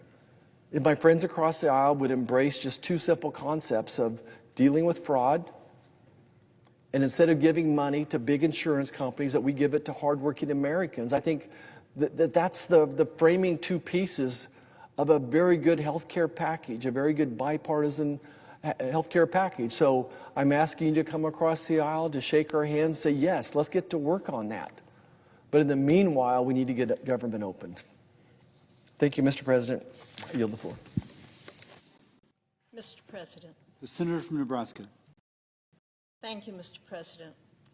We are now in the longest government shutdown in American history. 39 days.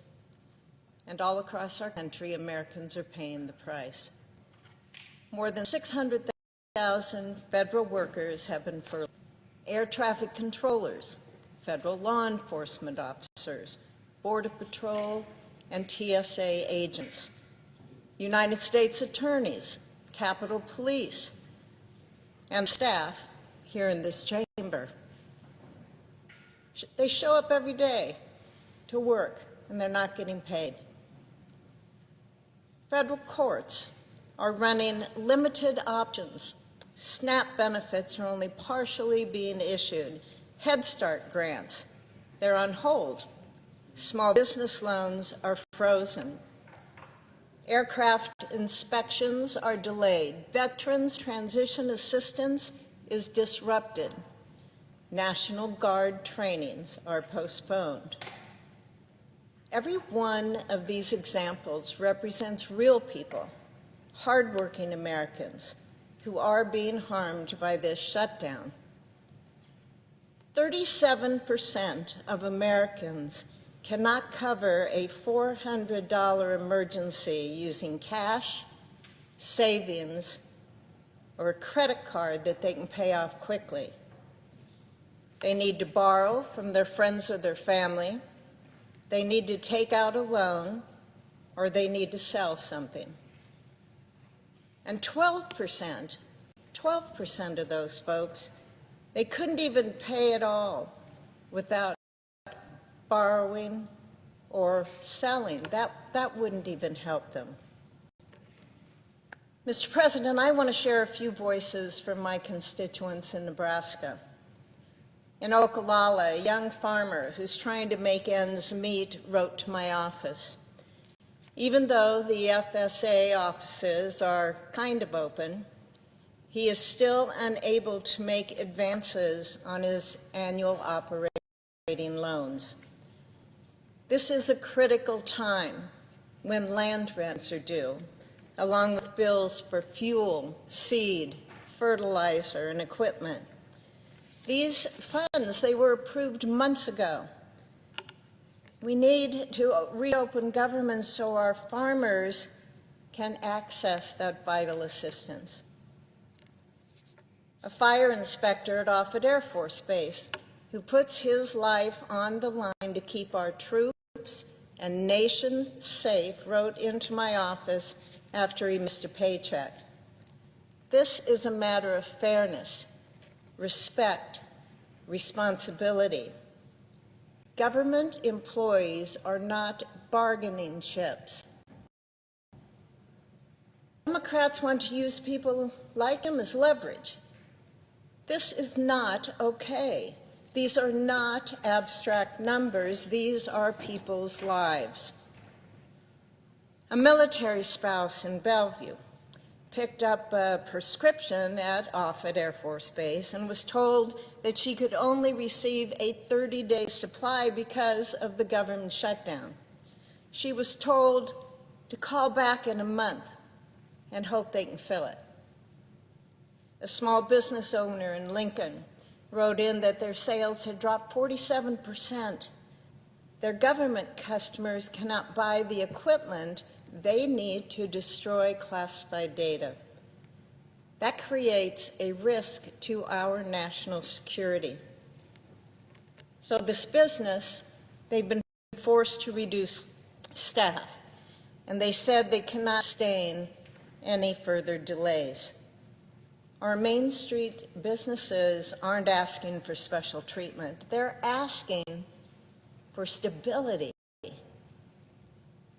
Another spouse of a federal worker who has been called in to continue essential work during this shutdown wrote in after day 24 of her husband not receiving pay for time worked. Their mortgage company and their utility provider, they don't care that the government is shut down. They expect payment. Mr. President, these voices are the heartbeat of America. Farmers, firefighters, small business owners, veterans, public servants. They are not pawns in a political standoff. They are people who serve their communities, and they deserve better than this. Every day does not get better for them. The shutdown must end. We need 5 more Democrats to say we care more about people than we do about political leverage. We need 5 more Democrats to join the 3 who have already stood with us. That's all it takes to reopen the government. Meanwhile, Democrats continue to push this absurd proposal, a $35 billion handout to insurance companies that benefit, includes no fraud protections, and it does nothing to lower real health care costs. These are so-called COVID businesses, or COVID bonuses. I thought COVID was over. I thought it was done. It is done. They were never meant to be permanent. The Democrats, they did this. They set it up with no Republican votes, and even they put this date on so they would expire. But now they want to extend them, doubling down on a failed system that shifts costs to taxpayers and even subsidizes wealthy families, because there is no limit set on these COVID bonuses. There's no limit set on what a family can earn. There's no limit set on the take-home pay of hundreds of thousands of dollars, and you can get a bonus. Look at this chart. A lot of my colleagues are using it. It shows the huge increase in stock values for insurance companies under Obamacare. Insurance companies are the winners in this scheme that was set up by Democrats. Well, unlike my colleagues on the other side of the aisle, I don't work for the insurance companies. I work for the people of this country and the people of Nebraska. And Senate Republicans are ready and willing to discuss real solutions to make health care more affordable. But Democrats must first open the government. Mr. President, the American people deserve a government that works. They deserve leaders who put service above politics, people above partisanship, and common sense above the chaos. It is time to reopen the United States government. Thank you, Mr. President. I yield the floor. Mr. President. Senator from Iowa. Mr. President, as I visit with farmers traveling river to river across Iowa, I hear all too often about the crushing costs on farm families. The Unaffordable Care Act's one-size-fits-none model ignored the realities of self-employment, seasonal cash flow, and the absence of large corporate employers in farm country. Spouses, who are often a family farm's bookkeeper, mechanic, veterinarian, many jobs all rolled into one, have been forced to take off-farm jobs solely to latch onto unfiltered coverage. Now, this is what has happened in my own farm family.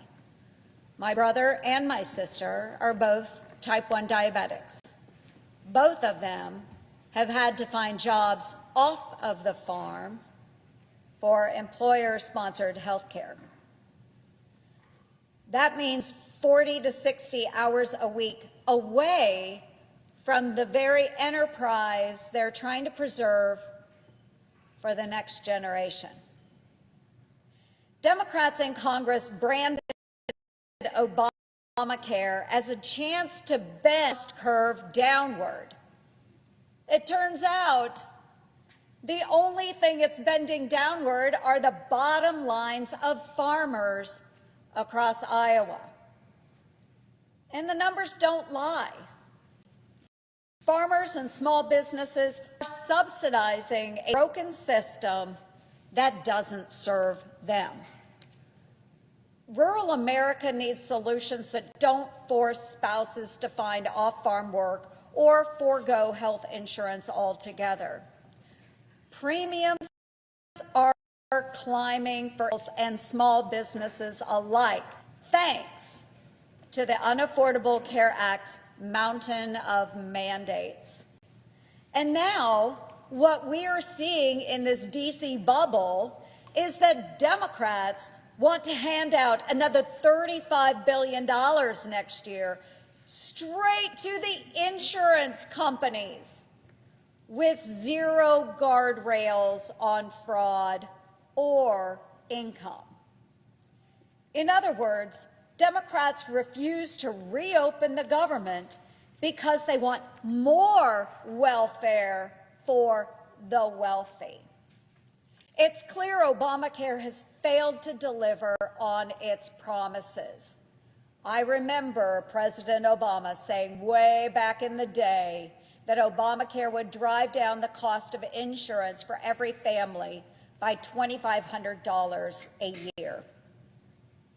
If that were true, we wouldn't be in the situation today. Obamacare has failed to deliver on its promises. The answer isn't pouring more taxpayer cash into a broken system, throwing good money after bad. What we need to do is fix what's broken. President Trump is already working to bring down costs.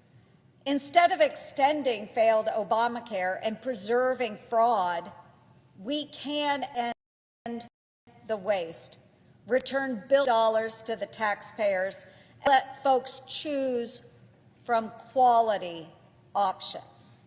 This is one way we can put patients first. So a number of my colleagues have addressed the shutdown situation as well. And I'm going to veer off on another topic of those federal employees, those air traffic controllers, and for heaven's sakes, our military members that are struggling under this shutdown. Now, many of our military families already rely on SNAP to provide food for their families. We have 1,900 Iowa Army National Guardsmen that are serving across the Middle East today. They are deployed.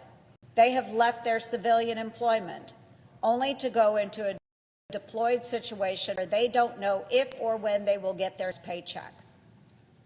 Their families in Iowa are struggling right now. They are out there serving for all of us. My daughter is also a soldier in the Army. And at the beginning of the government shutdown, she had the really awful position of having to sit down with her soldiers, counsel them on where they could go to find loans to help their families during the government shutdown. Many of the employees here have had to do the exact same thing. What does it take to get through this government shutdown? It's a simple yes vote from our friends across the aisle. They have shut the government down. We have provided opportunity time and time again to open the federal government, to pay our federal government workers, to make sure our skies are safe, to make sure our military members are paid, to make sure SNAP benefits are getting to every family that struggles with food insecurity. All it takes is a yes vote. We have told the Democrats we are willing to sit down and negotiate on the ACA, the unaffordable, and other opportunities. We will do that when we open the federal government. Democrats are not fighting to lower premiums. They are fighting to raise the profits for health insurance companies. Democrats are terrified of the truth about their temporary COVID credits. It's welfare for the wealthy and corporate welfare rolled all into one. Democrats are demanding that Republicans vote to make their handout scheme permanent. Their plan is to line the pockets of health insurers with $500 billion in tax penalties. Thanks to Democrats, insurers are pocketing record profits, fuel taxpayer subsidies. Extending the Biden COVID credits would cost our taxpayers $500 billion. Democrats shut down the government to protect Obamacare subsidies that send $40 billion to insurance companies, not to the families that need it. So let's be very clear. This argument is not about helping the American families that need better options to health care insurance. It is about sending large wads of money to health insurers. Let's come together and figure this out, folks. We are the United States Senate. We are the U.S. government. This never would have been allowed to happen when I was serving in the United States military. You come up with courses of action, you decide on the best course of action, and you follow through in that mission. We expect our service members to do this every single day. They are at the behest of the United States federal government. We need to open up the federal government, ensure they are paid. Let's take care of their families. Let's take care of the food insecure folks, not just in Iowa, but all across the nation. Let's make sure our farmers are able to make their farm payments this fall. All it takes is a simple yes from our Democratic friends. And with that, Mr. President, I yield the floor. Mr. President. The senator from Ohio. Thank you, Mr. President. It's day 39. Day 39 of the government shutdown. Some of us are here working over the weekend. I thank all the staff, all the people who work here at the Capitol who are not getting paid. We genuinely appreciate your dedicated public service, putting your jobs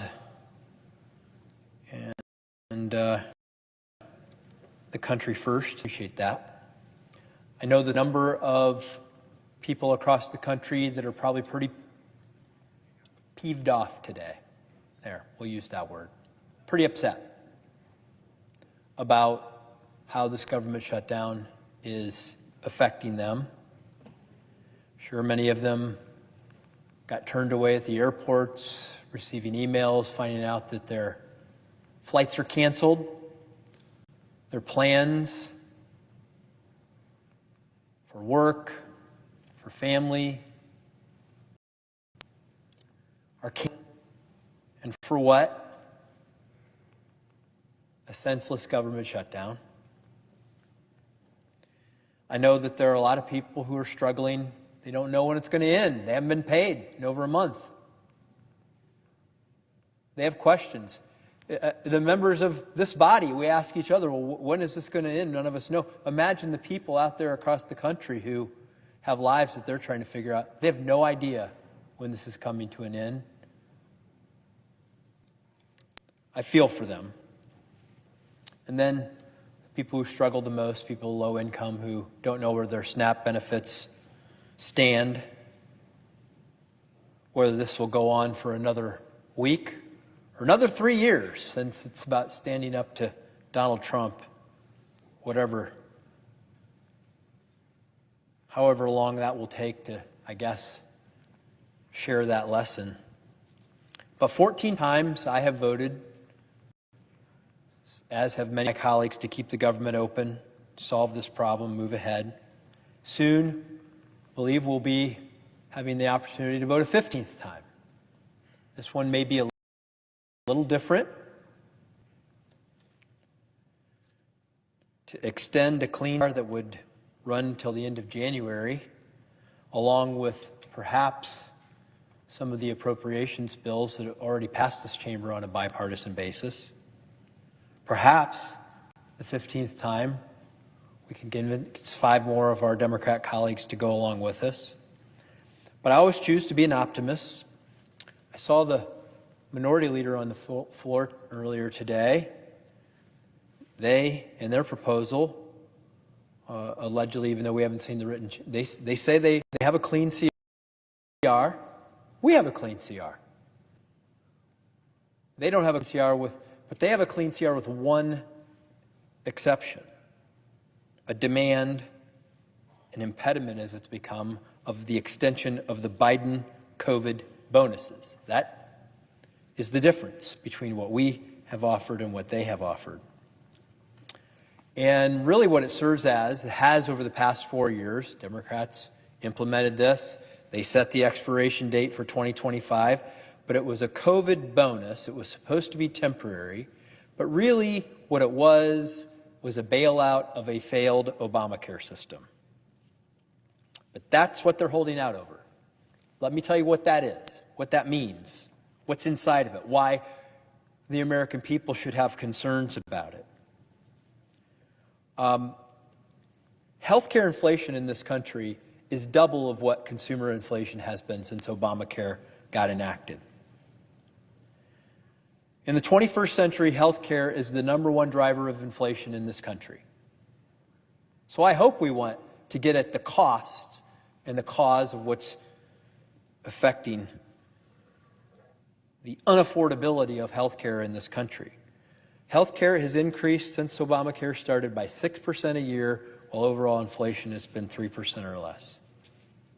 But I want to dig in a little bit over the impediment of the Biden COVID bonuses. First of all, the way they're structured, there is massive fraud. With zero premiums and an incentive, because the money goes directly to the insurance companies, is to sign up people, phantom enrollees. No one knows who they are, where they are.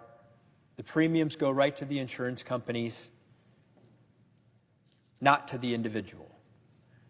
And what has that done for insurance companies? Well, you can see here. This is what Obamacare and then the COVID bonuses have done for the insurance companies. Record profits. Record profits. During this period, while we've seen the stock performance of health insurance companies go up by 600%, the Dow Jones Industrial has gone up by 300%. Double. Insurance companies have double what the rest of the American economy has done. The other part of these subsidies that are problematic is that there are no income caps. We're not targeting these resources at people who are struggling to pay. We're giving them to everyone that wants them. So I've listened to my colleagues, the gentleman, chairman of our HELP committee, Dr. Cassidy. He's talked about this at length. I've heard others talk about that there is a bipartisan way to do this. There is a thoughtful way to make sure that these efforts are focused on consumers and not on the insurance companies. So there are valid disagreements and substantive disagreements about why the Biden COVID bonuses are bad. But that absolves nobody, no one, of the responsibility to continue to work on resolving the inflationary costs of health care to the American consumer that have come since Obamacare was implemented. I wasn't here for it. I have no pride in ownership. But I do want to fix it. I didn't create the problem, but I do care about making sure that people can afford health care. I want that to happen. I want to make sure that everybody has access to good, solid health care coverage. And we can do that, but we don't need to shut down government to keep working on it. And that's the point. We both have proposed clean CRs. Take out the stuff that we disagree on, keep working on it, pay the American people, pay the people who work here, get the flights going, and then let's get back to work on doing what we should have been doing for the last 39 days, is having some constructive discussions about how we fix Obamacare, how we drive down the cost of health care in this country, and how we make it affordable again for the American people. We'll have that chance here over the weekend. I hope we'll take advantage of it. I hope we'll reopen the government and begin serving the American people while we continue the very important conversation of how we eliminate the fraud, of how we make health care more affordable. Mr. President, I yield. Senator Wyden, I'm sorry. The Senator from Oregon. Mr. President, I come to the floor today to discuss several recent floor developments. Yesterday, Senate Republicans started talking about big insurance companies and women's health care. Now, I've heard a lot of talk from Republicans about how the Affordable Care Act is just a big giveaway to insurance companies. I'd ask any Republican who accuses Democrats of bailing out insurance companies to talk to a small business owner in their state who fears that if they don't have the tax credit next year, I repeat, next year, those small businesses won't be able to keep their doors open, run their business, pay their employees, and pay for health care. Now, if Republicans are serious about cracking down on price gouging by insurance companies and executives who want a big payday, I welcome them to the fight. I have been at it for years. I wrote the first tough law.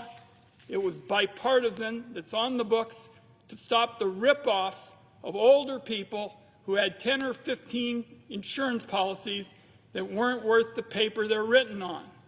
But I can say that since a handful of Republicans joined me in 2008 to crack down on the abuses of insurance companies, Republicans willing to go after big insurance have been mighty few and very far between. So let me repeat, I'll work with any Republican that wants to go after profit-hungry crooks and get them out of the insurance business where they're jacking up costs and denying care. But it shouldn't come, and I say this to my colleagues, it shouldn't come at the cost of kicking millions out of their health care in January. Democrats want to bring down costs for families. It's that simple. So I'm not a sympathizer with the United Health Group. I'm here on behalf of Carla and Bartley of Eugene, who are looking, I say to my colleague in the chair, they're looking at a 500% increase in their premium this year. Now, Republicans say they might vote to lower Americans' health care costs, but only if we agree, in addition, to a backdoor national abortion ban. Mr. President, as always, Republicans are spinning a tale that the government is funding abortion. It isn't. Here's the reality. The Affordable Care Act already prohibits the use of taxpayer dollars for this care. 0 federal dollars pay for this care in ACA plans. What Republicans are talking about putting on the table amounts to nothing short of a backdoor national abortion ban. Instead of working with Democrats to fix the health care crisis they created, Republicans now want to hold women's health care hostage and force a radical agenda on the American people. So I have one thing to say about that, not on my watch. Under this plan, Republicans could weaponize federal funding for any organization that does anything related to women's reproductive health care. They could also weaponize the tax code by revoking nonprofit status for these organizations. Republicans have already demonstrated that they're willing to weaponize the law to deny women basic health care. Donald Trump defunded Planned Parenthood in his horrible budget bill. So the possibilities here are endless, but the results are the same. A complete and total restriction on abortion, courtesy of Republican senators. They've been laying the groundwork for decades, and now they're pulling out all the stops to do it. The budget chair is already talking about another reconciliation bill in this session, so this is a real and present danger. Donald Trump, on the other hand, said he'd leave abortion care up to the states. Well, this latest scheme makes it pretty clear. A de facto nationwide abortion plan has been his plan all along. Since Roe was overturned, women are being denied life-saving medical care. Doctors are fleeing states where they fear persecution. Democrats were told for years by Republicans that they were blowing these scenarios way out of proportion. We were told again and again we were fear-mongering. Instead, now it's all coming true.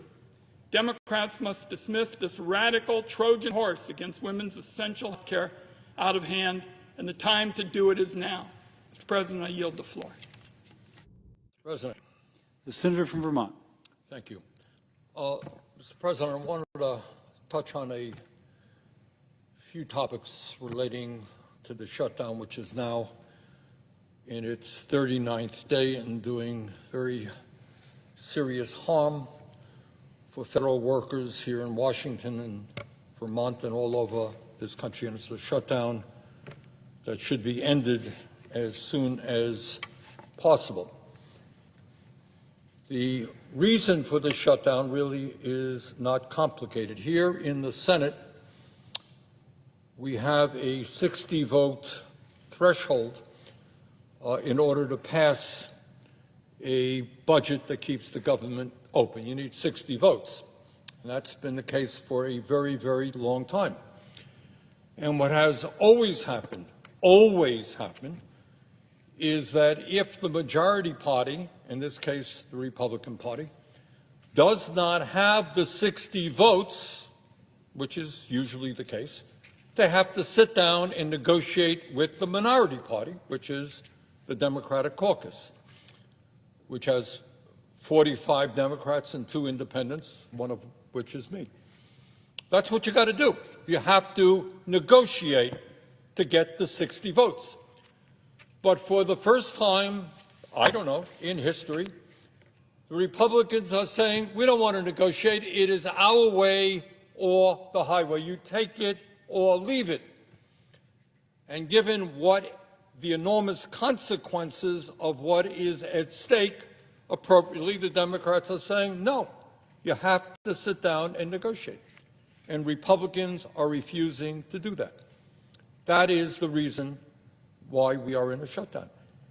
And to add insult to injury and to tell you how strong the contempt is that the Republican leadership has for the negotiating process, over in the House now, Speaker Johnson has given his members, the House of Representatives, a 6-week paid vacation.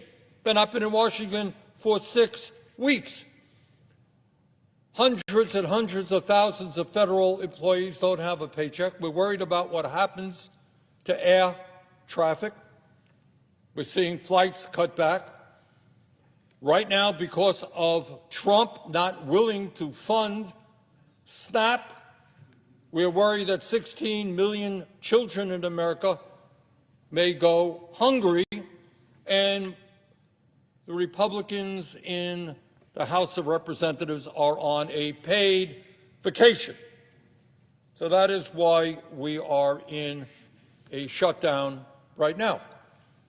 Now, what will the negotiations, when the Republicans finally hear from the American people that it is appropriate for them to do what has always been the case, come and negotiate, what will the negotiations be about? They will be about the health care crisis that this country faces. They will be about the reality that as a result of Trump's big, beautiful bill, 15 million Americans are going to lose the health care that they have because of massive cuts in Medicaid. And, Mr. President, what studies from Yale and the University of Pennsylvania have suggested is that if you throw 15 million people off the Medicaid that they depend upon, some 50,000 of them will die unnecessarily every year. And that is rather unbelievable that in the richest country in the history of the world, we would allow 50,000 low-income and working-class Americans to die unnecessarily. People who have chronic illness, people who are struggling with cancer, with diabetes, with heart disease, with some of the terrible illnesses that are out there. They're now getting treatment. Well, when you lose your health care, you can't get treatment. And when you can't get treatment, you die. And we've got to put that on the table. That is what needs to be negotiated. I say to my Republican friends, do you really want to see 50,000 low-income and working-class Americans die unnecessarily? I don't think you do. Let's negotiate. Let's figure a way out of this thing. But it is not just that 15 million Americans will lose their health insurance. What we are looking at now for over 20 million people in the Affordable Care Act is on average, a doubling of health insurance premiums at a time when health care costs throughout the country are already outrageously high. Mr. President, I come obviously from the state of Vermont, and my neighborhood is northern New England. So I want to talk a little bit about what would happen to northern New England, to Maine, New Hampshire, and Vermont if we did not address this looming crisis. In Maine, some 60,000 people in a small state would be thrown off the health care they have as a result of these massive cuts to Medicaid. In New Hampshire, 46,000 people will lose their health insurance. And in my state of Vermont, some 45,000 people will be thrown off the health care that they have. And by the way, when we talk about throwing 15 million people off of Medicaid, when we talk about doubling premiums for over 20 million, what is the reason that this is happening? Who invented this idea? Who said, you know what? Who woke up one day and said, you know, it's a great idea that in the wealthiest country in the history of the world, let's throw 15 million people off of health care, double premiums for millions more. Why did they do that? And the answer is in order to give $1 trillion in tax breaks to the 1%. So, yeah, good news is if you're Elon Musk and you're worth some $500 billion, you get a tax break. Bad news is that if you're a working class person trying to get by on $30,000, $40,000 a year, you lose your health care. There is a reason why poll after poll is showing Republicans responsible for this shutdown. The reason that why on Tuesday there was a wave of disgust at Republicans all over this country, from Maine to California, when people said no to Trumpism and no to health care proposals that would throw so many people off of the health care they have. I would hope that my Republican colleagues learn something from that. Now, what the Democrats are talking about, it's not what I want. I would go a lot further. But what they're saying is something very simple. Let us at least not raise premiums, and then we can have a discussion about where we want to go forward. The sitting president here has an idea. I have a different idea. President of the United States has another idea. Put them on the table. Let's see how the American people feel. Run a campaign on it. There'll be an election in 2026. See how the American people feel.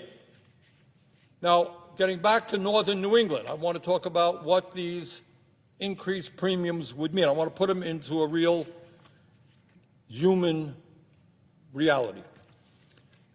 If the ACA subsidies are not extended, a 40-year-old individual in Portland, Maine, making $35,000 a year, not a lot of money, will see his or her health insurance premiums go up from $1,167 a year to $2,556 a year, a 119% increase for somebody making $35,000 a year.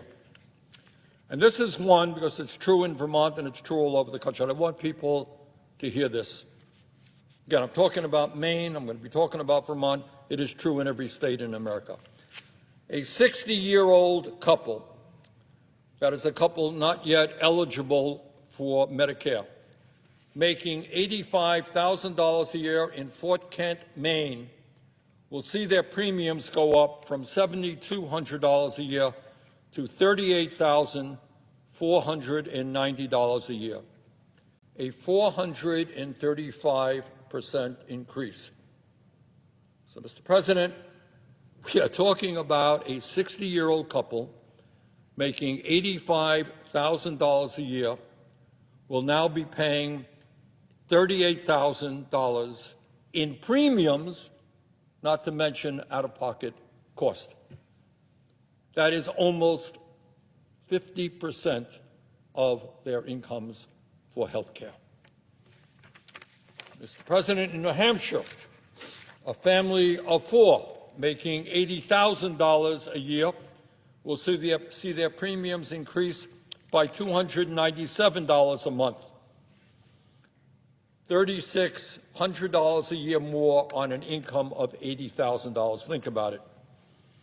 A 62-year-old couple in New Hampshire making $90,000 a year will see their premiums go up by $14,000 a year. Making $90,000, couple making $90,000, you're going to see your health care premiums go up by $14,000. How do you survive with that kind of increase? In Vermont, my state, if the ACA subsidies are not extended, in Bennington, a couple in their 60s earning $85,000 a year now pays about $830 a month in premiums for their Blue Cross Blue Shield health care. Next year, without these subsidies, they would pay $3,000 a month. Add the deductible and other costs, and they'll spend nearly half of their income, more than $40,000 a year, on health care. Couple in their 60s in Bennington, Vermont, and it is true all over this country, will be spending almost 50% of their incomes on health care. That is insane. Now, it's interesting, Mr. President, that my Republican friends now are beginning to talk about health care. For a while, they didn't have a word to say. They're coming down here. And that's a good thing. So I think that's the kind of discussion that we should have. But one thing we should know is what we are talking about here is deadly serious. And I know that some of my colleagues, have talked about bringing forward a proposal that would ask the majority leader here in the Senate to bring forth a Democratic proposal to deal with this crisis. And it would be a strong proposal. But unfortunately, that would be a very wasteful and fraudulent gesture. It would mean nothing.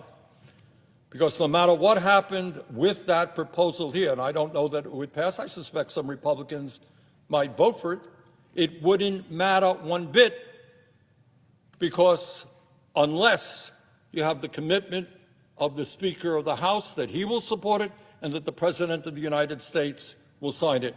And we certainly do not have that commitment now. So all it would be is a kind of wasteful gesture. People could feel good. They'd vote for a bill with the full understanding that bill would go nowhere and premiums throughout this country would double. So where do we go from here? Well, short term, we cannot allow millions and millions of people to see an outrageous increase in their premiums when they simply cannot afford it. That would be a disaster. We cannot throw 15 million people off the health insurance they have. But some of my Republican colleagues I hear have come to the floor and they're saying, you know what? These insurance companies are making huge profits. No kidding. Gee, that is something that some of us have been talking about for decades. And so are the drug companies. In fact, the function of the current healthcare system is to do precisely that. What is the function of the American healthcare system? It's to make huge profits for the insurance companies and the drug companies, to pay their CEOs outrageous, really crazy salaries, tens of millions of dollars a year. That's the function of the American healthcare system today. You know, Mr. President, in my own state of Vermont and throughout this country, including Louisiana, I have talked to a whole lot of people. And almost always in my remarks, I ask a very simple question. I say, tell me, how many of you believe that the American system is working well, American healthcare system? How many of you think it is broken? And whether it's Louisiana, Vermont, or any place else, overwhelmingly people understand the American healthcare system is broken It is outrageously expensive. It is cruel. It is dysfunctional. Not a secret. I'm glad that some of my Republican colleagues are beginning to catch on. Mr. President, as I think you know well, we spend almost twice as much per capita on health care as any other country on earth. Unbelievably, this really is. According to the most recent data, here in the United States, we are spending $14,500 per person on health care. $14,000, over $14,000 for every man, woman, and child. And let me tell you how that compares to other countries. Somehow, in Japan, they're able to provide health care to all for $5,600. In the UK, $6,000. In Australia, $6,900. In Canada, $7,000. And $7,100 in France. In other words, major country and major country around the world manages to guarantee health care to all of their people as a human right, and they're spending less than half per capita than we are spending. And I can tell you, having been all over the country, that the American people are disgusted with that reality. They understand and they believe that health care is a human right, not a privilege, that every man, woman, and child in this country is entitled to health care, no matter how old you are, no matter how young you are, no matter how rich you are, no matter how poor you are. While private insurance companies and big drug companies continue to make outrageous profits, over 85 million Americans are either uninsured or underinsured today before the disastrous attack on health care that Trump is proposing. The result, some 68,000 Americans die each year because they cannot afford to go to a doctor, and more than 500,000 Americans go bankrupt due to medically related debt. How absurd, how horrific is that? In America, under this current absurd healthcare system, 42% of cancer patients deplete their entire life savings within the first 2 years of their diagnosis, while 1 out of every 4 of them declared bankruptcy or lost their homes to foreclosure or eviction in 2022. Think about it. It is bad enough to get cancer. It is beyond horrific to understand that your family is going to be financially ruined as a result. Under the absurd American healthcare system, our life expectancy, how long we live, is shorter than every other major country, despite the fact that we spend twice as much per capita. We live 4 years shorter lives on average than people in other wealthy countries, while the typical working class in America lives a 7-year shorter life than the wealthy. We also have the dubious distinction of having by far the highest infant mortality rate of any other wealthy country on earth. And as bad as our overall health care system is, our primary care system is even worse. Today, tens of millions of people live in communities where they cannot find a doctor, a dentist, or a psychologist, even when they have decent insurance, and others have to wait months in order to be seen. So unbelievably, again, we're spending twice other countries are spending. We don't even have enough doctors. We don't have enough dentists. We don't have enough nurses, mental health practitioners, pharmacists, or home health care workers. And 1 out of 4 Americans cannot afford to purchase the medicine their doctors need.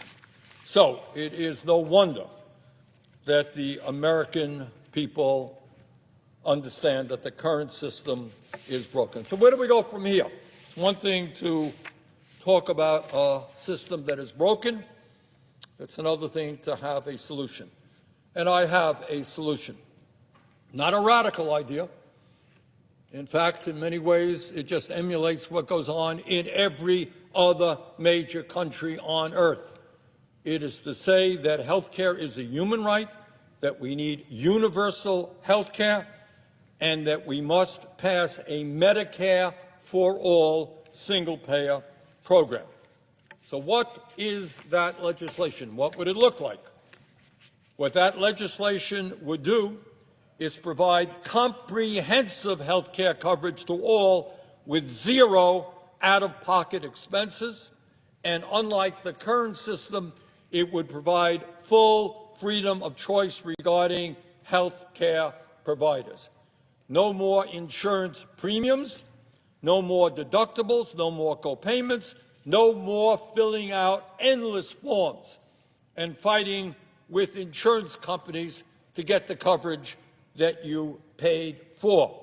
No more networks to be treated by a doctor who is not in your network, who can charge you some astronomical cost. And it would also mean, when we talk about comprehensive, the coverage of dental care. Last I heard, dental care is health care, vision, hearing aids, prescription drugs, and home health care.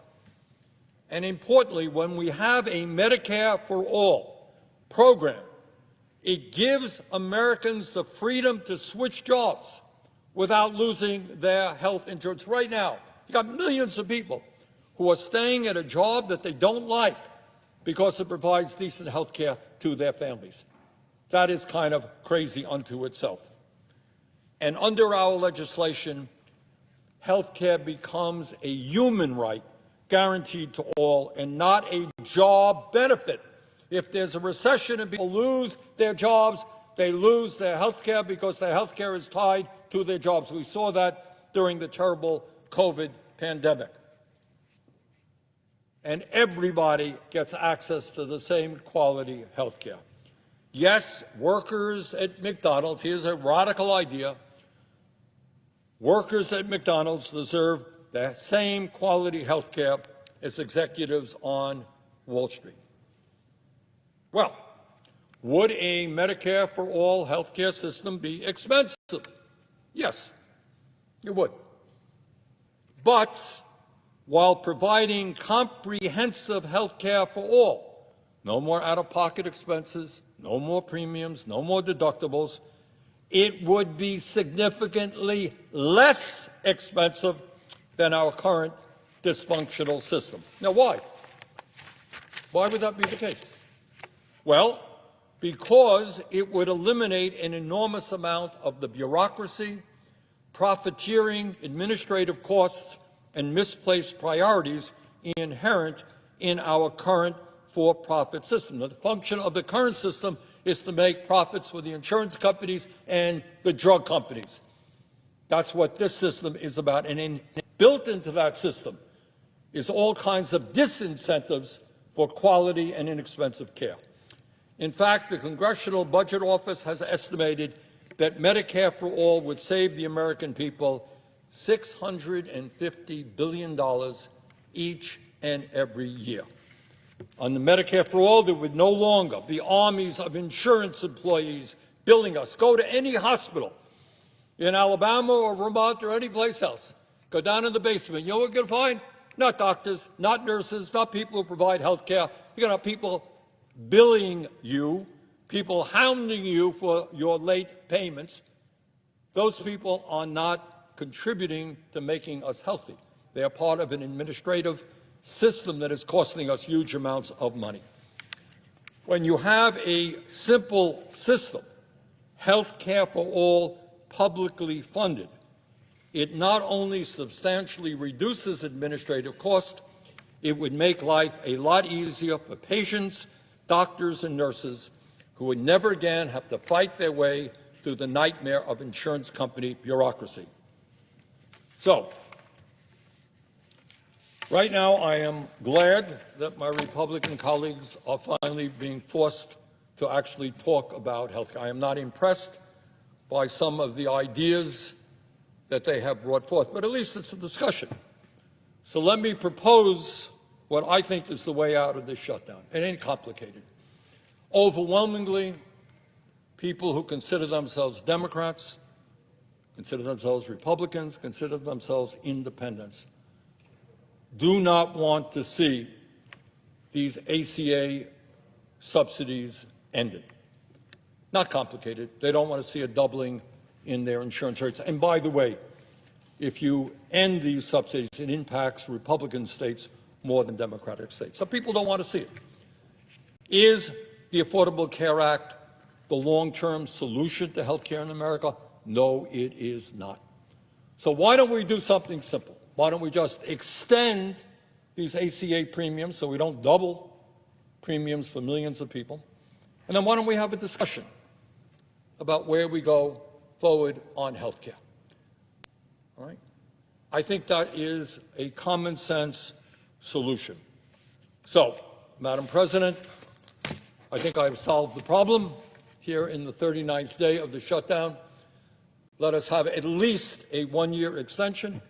Let's have a debate on health care. Let's involve the American people in health care. Let's put our federal employees back to work with a paycheck. Thank you all. I yield the floor. The senator from Louisiana. Madam President, I've given this speech 2 times in the last probably 16 hours, but it's going to be like a TV commercial where I want to say it over and over again, hoping that someone actually hears it, because the soul of education is repetition. And I want to have a very different tone than some of the speeches that have been heard. I want this to be nonpartisan.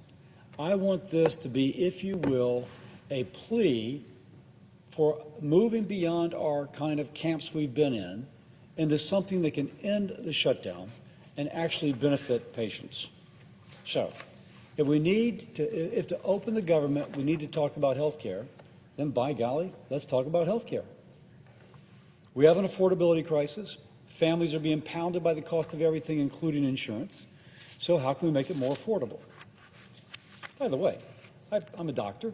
I practiced in a public hospital for the uninsured for 20 years. Many of my patients were middle income, but they could not afford either the insurance or the health care they were receiving. I know the impact this has on a family budget. But if we're going to solve this, we have to put down the ways that we kind of become entrenched, just like trench warfare. We're going to win. We're going to make them do the white flag. We're going to continue to take our same tired arguments and fight each other until we wear the one down. Well, the people who are casualties, the collateral damage, if you will, of the American people, we need to have creative thinking, but one in which people are willing to move beyond the way they've ordinarily thought. So, the Affordable Care Act attempted to make health care affordable by throwing more money at insurance companies. The enhanced premium tax credit is the latest example. Next year, it'll send, if it's restarted, it'll send $26 billion to insurers to not lower the cost of health care, but to paper over the premium increases that are part of the increased cost of health care. That doesn't make health care cheaper. In fact, if you don't have one of these policies, it could contribute to inflation. And if you're not getting the subsidy and you're buying individual insurance, your policies are definitely higher. This is actually working against the financial interests of many American families. Oh, yes, if you're getting it, it papers over the increase. I would argue, though, there's a better way to do it. Instead of paying insurance companies to manage our money, why don't we trust the American family with a pre-funded federal flexible spending account? Now, first, let me make clear. This is Bill Cassidy speaking. I'm not advocating for the president, although I will note that he now supports this, nor for John Thune. I am the chairman of the HELP Committee, and we will be having a hearing soon on these issues. I will make that announcement right now. But I'm not speaking for anyone but myself in a nonpartisan way, trying to convey to colleagues on the other side of the aisle there's another way to get to a solution that gets out of this shutdown and actually lowers costs as opposed to just papers them over. Now, here's the problem. Under the enhanced premium tax credit, not yet. Under the enhanced premium tax credit, it doesn't matter how much health care costs. Because if it costs more, the insurance company just increases the premium and passes that increased premium bill to the federal taxpayer. It actually is almost inflationary. There is no incentive for the provider to keep the cost lower because the cost is just passed on to the subsidy, which is increased to meet the higher cost. Like putting a Band-Aid on a broken bone. You're not fixing the fracture, you're just covering it up so no one can see that fracture. So we're not dealing with health care costs, we're just covering it with higher subsidies. Let's actually fix the fracture. Let's fix the broken bone. And of course, the way to do that is to support the patient, not the insurance company. Now, by the way, insurance companies are important. I'm not going to join the bashing, but I do think it's better if we give the money to the family as opposed to the insurance company. Now, I will say, though, many of my colleagues want the status quo. They're so entrenched in their side that they refuse to discuss alternative ideas that will actually lower cost. And we get all the same old Obamacare debates. People in America right now don't care about those debates. What they want is to make their families' health care more affordable. So the way to do it, let's be creative, let's think differently. Now, please.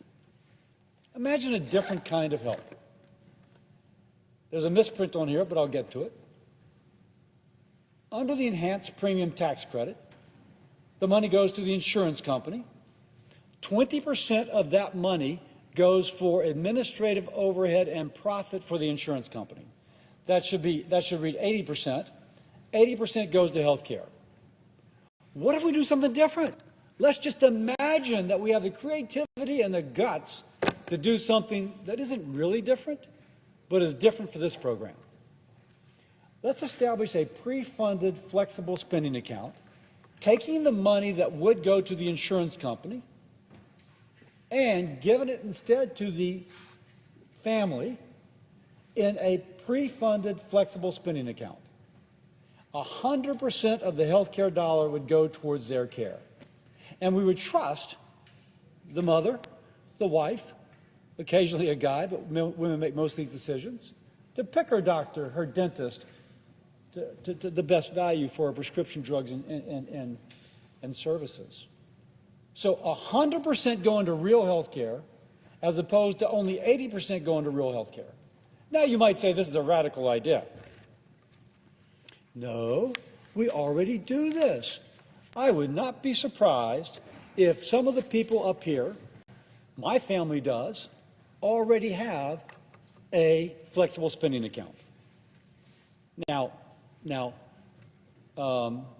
the flexible spending account takes money that I could have put towards a premium, but instead puts it into this account, and I pay for my services. I already do this, pays for my services. The difference between what I do and what this does is that this would be pre-funded with money that would otherwise be spent on the enhanced premium tax credit. Now, I'm pleased to say that this morning the President posted on Truth Social calling on Congress to redirect subsidies from insurance companies directly to Americans so that they can purchase their own health care. Now, there's a lot of words there, but just start at the top. Donald J. Trump recommending two Senate Republicans, that hundreds of billions of dollars being sent to insurance companies go directly to the people. Why is that important beyond the President's support? A lot of my Democratic colleagues have been saying they don't know that Mike Johnson would bring this up for a vote in the House of Representatives. They want a guarantee that if we pass something on the floor, that Mike Johnson will put it on the floor in the House. I'm from Louisiana. I have a great deal of respect and regard for Mike Johnson. We're good friends. But I do know that if the President controls this concept, supports this concept, that Mike is more likely to put it up on the floor of the House. If what you want is a guarantee to get a vote on the floor of the House, the President's support for this concept makes it more likely that that happens. I thank the President for his support. By the way, I'll also say, after the President spoke to this, after I spoke to this last night, we got immediate criticisms from people saying, oh, You want to give everything that we're given to the insurance companies to the American people. Not a bad idea, but let's just say, this is not the total premium going to the insurance company. The insurance company still provides the basis for things like car wreck or if you get kidney failure or heart failure. This is that portion that would go to an enhanced premium tax credit and instead would go to the family to make their choices as opposed to the insurance company to make their choice for them. Now, if this still seems too complicated, I'm going to tell you why you can trust in it. 72% of Americans who work for a federal entity or a state government or a local government have this as one of their choices of a health care plan. 47% of people who work for and have an employer, have a commercial employer, 47% of those folks have access to a flexible spending plan. Now, if it was so complicated, why does 72% of government employees and 47% of people in the private sector have access to this plan? It works. We know how to do it. There's established mechanisms. In fact, I have my plan through what is called the Small Business Exchange, an Obamacare exchange through the federal government. I get my FSA through the Small Business Exchange. It is just a little bit to port it over from the Small Business Exchange to the individual exchange to allow an individual to get the same thing. This is so incredibly workable. This is so not complicated that I just kind of scratch my head when people say that it is too complicated. Now, it may take the federal government some time it may take them some effort to make sure it can go from one exchange to the other, but we have a president that can make things happen. Just his track record. Operation Warp Speed, some people said it would take 10 years to develop a vaccine for COVID, others at least 18 months. President Trump got it done in 10 to 11 months. President Trump can make the bureaucracy work. If he did it for Operation Warp Speed, he can do for this. We can have this ready for the beginning of next year. And that would be President Trump's effort. There is not a stronger force to get the bureaucracy to do what it should do than President Trump. Now, let's talk about some key differences between enhanced premium tax credits and what I'm calling federally pre-funded flexible savings accounts. Who gets the money? Enhanced premium tax credit, insurance companies get the money. But in the pre-funded flexible spending account, the patient, the family gets the money. What can it be used for? Under the enhanced premium tax credit, insurance premiums. Under the pre-funded flexible spending account, real care.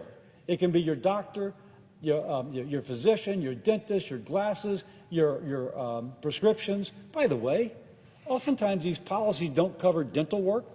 They don't cover orthodontia. Under this, you can use your flexible spending account to get your teeth cleaned. You can get it. You can use it to have your child's orthodontia work done. Who makes the decision? Here, you go through a pre-authorization process with the insurance company. There, the patient makes a decision for herself and for her family. Does it lower cost? No, there's evidence that the way this works actually drives up premium costs. Here, under the pre-funded flexible spending account, it empowers the patient to shop, driving competition, driving down cost. By the way, if the patient finds that it's cheaper to pay cash with their flexible spending account than to pay the deductible, and that sometimes happens, then she could pay less by paying cash. The point is, if you give the patient the power, good things happen. This pre-funded flexible spending account does not treat the individual as a ward of the state. It treats them like a capable consumer who can decide where to go in a way which is best for they and their family. Now, some ask, won't this cost money? Yeah, about the same as the enhanced premium tax credits for the first year. My Democratic colleagues should like that. An individual, though, would be getting a better value. Instead of, could I have that previous poster up, please?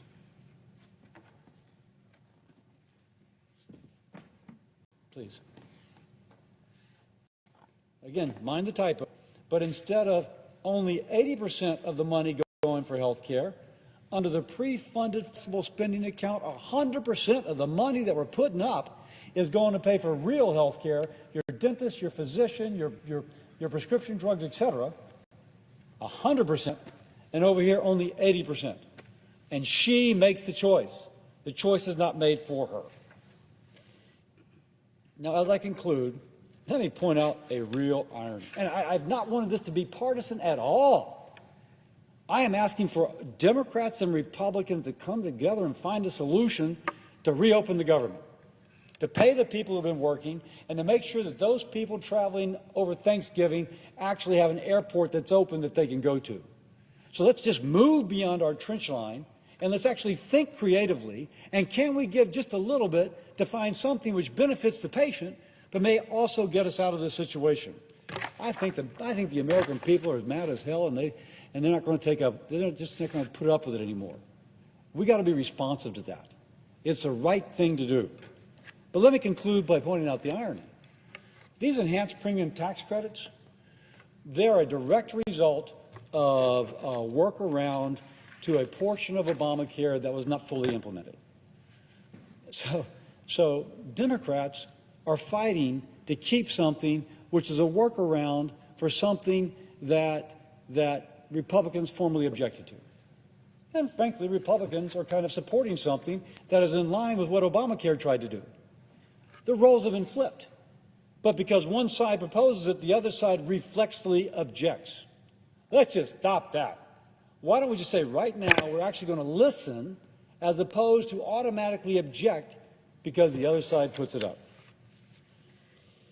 So the choice is before us.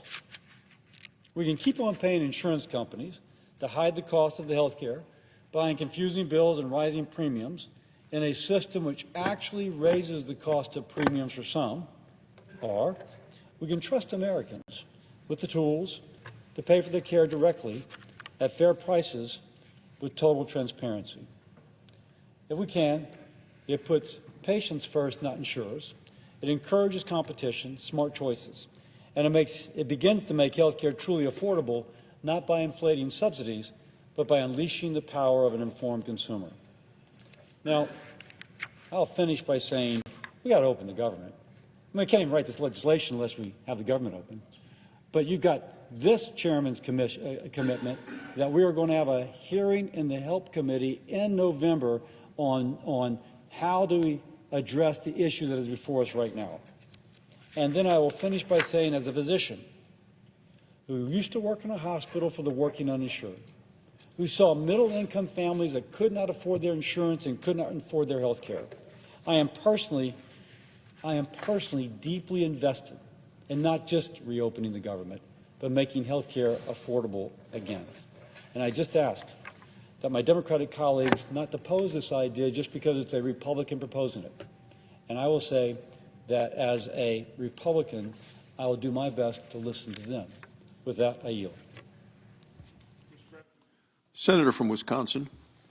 As my colleague from Louisiana wishes we were all here voting on the deal that our colleagues on the other side of the aisle had taken yes for an answer to open up the government. I wish that's what I was on the floor here today to do.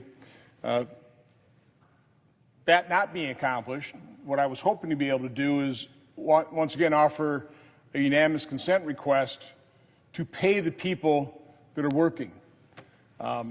Came down to the floor 2 weeks ago with the Shutdown Fairness Act to pay the people that we're forcing to work. Pretty common sense. Did not include furloughed workers. The other side objected. I agreed to add furloughed workers. Worked with them over the last couple of weeks. Came on the floor yesterday, offered that unanimous consent request, and there were more objections. So we offered a vote. So let's proceed to that bill. Let's work out literally clarification differences. There's really nothing substantive. We're going to pay all the workers being forced to work. We're going to pay all the furloughed workers. We added contractors. I mean, we've done just about everything we could so that we were no longer punishing the people working for our dysfunction. We're no longer going to use these individuals as pawns, and the American people as pawns in this horrific partisan gamesmanship. Unfortunately, the other side wouldn't agree to get on the bill, which, by the way, that's how you pass legislation around here.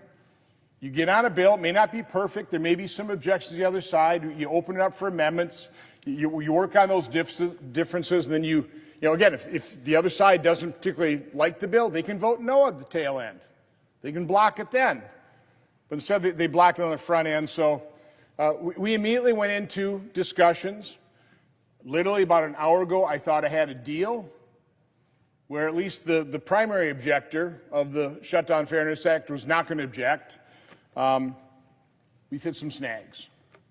So unfortunately, I don't think in today's session we'll be able to offer that for unanimous consent request, but I do want to tell my colleagues we are still working hard. I can do everything I can to accommodate, to clarify the bills, to let the folks on the other side know, we're not creating a slush fund. We're not giving the president discretion to use this money wherever he wants. We're not excluding certain workers. We're not giving the president the ability to include or exclude. We're including all the workers. So again, I will continue to, and my staff is working overtime. God bless them, doing everything they can to be able to offer this. If we don't have a deal tomorrow, at least, I'm literally hoping and praying that folks on the other side of the aisle will, at a minimum, stop using federal workers, the American public, as pawns in this partisan gamesmanship. But it doesn't look like we're going to be doing that tonight. But as long as we got some time on the floor, I guess what I'd like to do is I'd like to discuss a hearing we held earlier in the week in my permanent subcommittee on investigations. It was titled Assessing the Damage Done by Obamacare. I hate to report the folks on the other side refuse to acknowledge the very obvious damage being done across the board by Obamacare. I had 3 witnesses, and we kind of did this in 3 different categories. The first category was talking about the damage done by the consolidation of industries across the board in healthcare. If you want lower prices, I come from the private sector. What the free market guarantees is basically 3 things: the lowest possible price and cost, the highest quality, the highest level of customer service. Now, it's not perfect, but there's no economic system that works better than that. The problem we have in healthcare is we've largely driven free market principles out of healthcare. We have a third-party payer system. Decades ago, patients paid 80%, 80 cents on the dollar for the healthcare they received. Today, they pay about a dime. Somebody else is always picking up the tab for the specific procedure. Now, we pay dearly in taxes, in insurance premiums, but it's disconnected from the actual point of sale, from the actual cost of procedure. So there's no transparency. Doctors don't know what things cost. The provider, it's some accountant, and I love accountants. I'm one of them, but it's some accountant in the provider's back office dealing with some accountant in the insurance and some accountant in CMS or whichever third-party payer. So we had a complete breakdown of price transparency because we don't have free market principles. We don't have consumerism, true consumerism in healthcare. But this is a chart that the senator from South Carolina put up yesterday. I think others have used it as well. That really makes the point in terms of the consolidation of the industry, which is, of course, when you have concentrated power, you have less competitive benefits. This is just the percent increase in the stock price of, I think, 7 of the top insurance carriers. United Health Group, 1,177% increase in stock price since the implementation of Obamacare. Cigna, 822%. Anthem, only 414%. Humana, 490. Molina, 859. Centene, 604. Aetna, 595% increase. This is a concentration of power, a reduction in competition, and this proves the increase in prices, the dollars, the trillions of dollars flowing into insurance companies, taxpayer dollars flowing to insurance companies because of the faulty design of Obamacare. That forced, that aided and abetted this consolidation, this lack of competition in the healthcare market. The second area of damage literally was to Medicaid. I mean, Obamacare has basically provided insurance through two mechanisms, Medicaid and the individual exchanges. Medicaid, of course, we talked about this in our One Big Beautiful Bill, the whole reconciliation package. The harm caused to Medicaid is profound. By allowing states to sign up able-bodied, single, working-age adults into Medicaid, that wasn't the main abuse. The main abuse is we reimbursed those states for every dollar they spent for a single able-bodied adult, they get $9 as a federal reimbursement. That compares to for every dollar spent on a disabled child, the states get $1.33. So that has led to rampant abuse. I would call it legalized fraud. Provider taxes, provider fees. That's not health care. But the American taxpayer is picking up the tab at a ratio of 9-to-1 for those state-directed payments and, again, provider fees, provider taxes. It's also crowded out services for the disabled. There was an excellent article in the Wall Street Journal written by the father of a 17-year-old severely autistic child. And God bless this family. They're taking care of this child at home. But they could use help. And so what they were hoping for is to be able to have access to home health care. They're on a 10-year waiting list because those providers would much rather service an able-bodied Medicaid Advantage adult as opposed to that disabled child. So again, we've crowded out those disabled children from Medicaid providers, and of course we've cost American taxpayers hundreds of billions of dollars. Provider fees, provider taxes, which unfortunately we weren't able to fix. The third area of damage done by Obamacare is in the individual markets. Now, I bought health care for 30 years. Every year we negotiate with the insurance carriers. I remember early on when we didn't have 100 employees even, and so I'm very familiar with the small zero deductibles. Thought, great. I mean, what a great year for our employees. They didn't pay a dime for anything. And the insurance rate was what we had the previous year. Well, of course, the next year, they jacked up our rates 40%, so I had to go back in the market. But that's just an anecdotal story of how competition actually worked. Now, again, I don't have the exact figures, but I do not recall in the 30 years of buying health insurance ending in about 2010, I don't ever recall a deductible, a per person deductible. And generally the way a family plan would work is you have, a number of deductibles, 2 or 3 per family. I don't recall one ever higher than $2,500 with an out-of-pocket maximum with the copays, the 20-80% copay. So a family would maybe have one person with illness, they'd go through their $2,500 deductible, and then if their charges above that, 80-20 split, up to a maximum out-of-pocket of $5,000 per year. That's it. That's the most. Again, that started out back in the early 80s, started out maybe $100 deductible with a maximum out-of-pocket of $1,000. But again, that all, because of inflation, by the time I left, it was about $5,000 maximum out-of-pocket. What has happened because of Obamacare, the faulty design of it, forcing the small percentage of people on the individual exchanges to pick up the full cost of pre-existing conditions. Back when I was buying insurance, we had something called high-risk pools. They weren't perfect. Some modifications, we could have completely covered people with pre-existing conditions, but the way they worked is every insurer that sold products in the state had to basically take on people high risk. So as I'm buying insurance, let's say I had somebody who was diagnosed with cancer.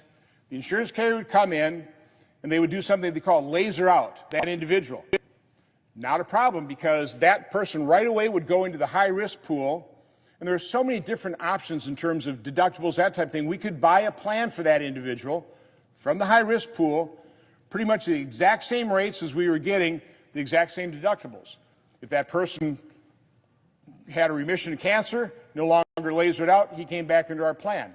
It worked beautifully. It was funded by everybody. Everybody that had, employer-sponsored care, anybody that had insurance policy, a very small percentage was assessed to pay for the high-risk pool. Now, every state was different. Some states were adequately funded, some that weren't. I think Maine had an excellent high-risk pool. But Obamacare dismantled all of that and put the cost of those people with pre-existing conditions that are high risk on the backs of a single-digit percentage of the American population, causing insurance rates to skyrocket. When you hear our Democrat colleagues come to the floor and say, premiums are going to double and triple, well, first of all, that's not true. Gross premiums are going up an alarming 26% nationally, but they're not doubling and tripling. Not on employer-sponsored care, not for most people on the exchanges. What's happening is the net premium after subsidies for people over 400% of the poverty line that no longer get a subsidy, those people could be experiencing double or tripling rates. And quite honestly, from my standpoint, those are people I have a great deal of sympathy for, that I would like to do something for. But we're not going to enter a negotiation until Democrats open up the government, okay? But again, I've said this repeatedly, I am happy to work with Democrats who will work in good faith, who will acknowledge the problem and repair the damage done by Obamacare and transition to a system that actually works. Republicans are eager to do that. I know President Trump just had a tweet today.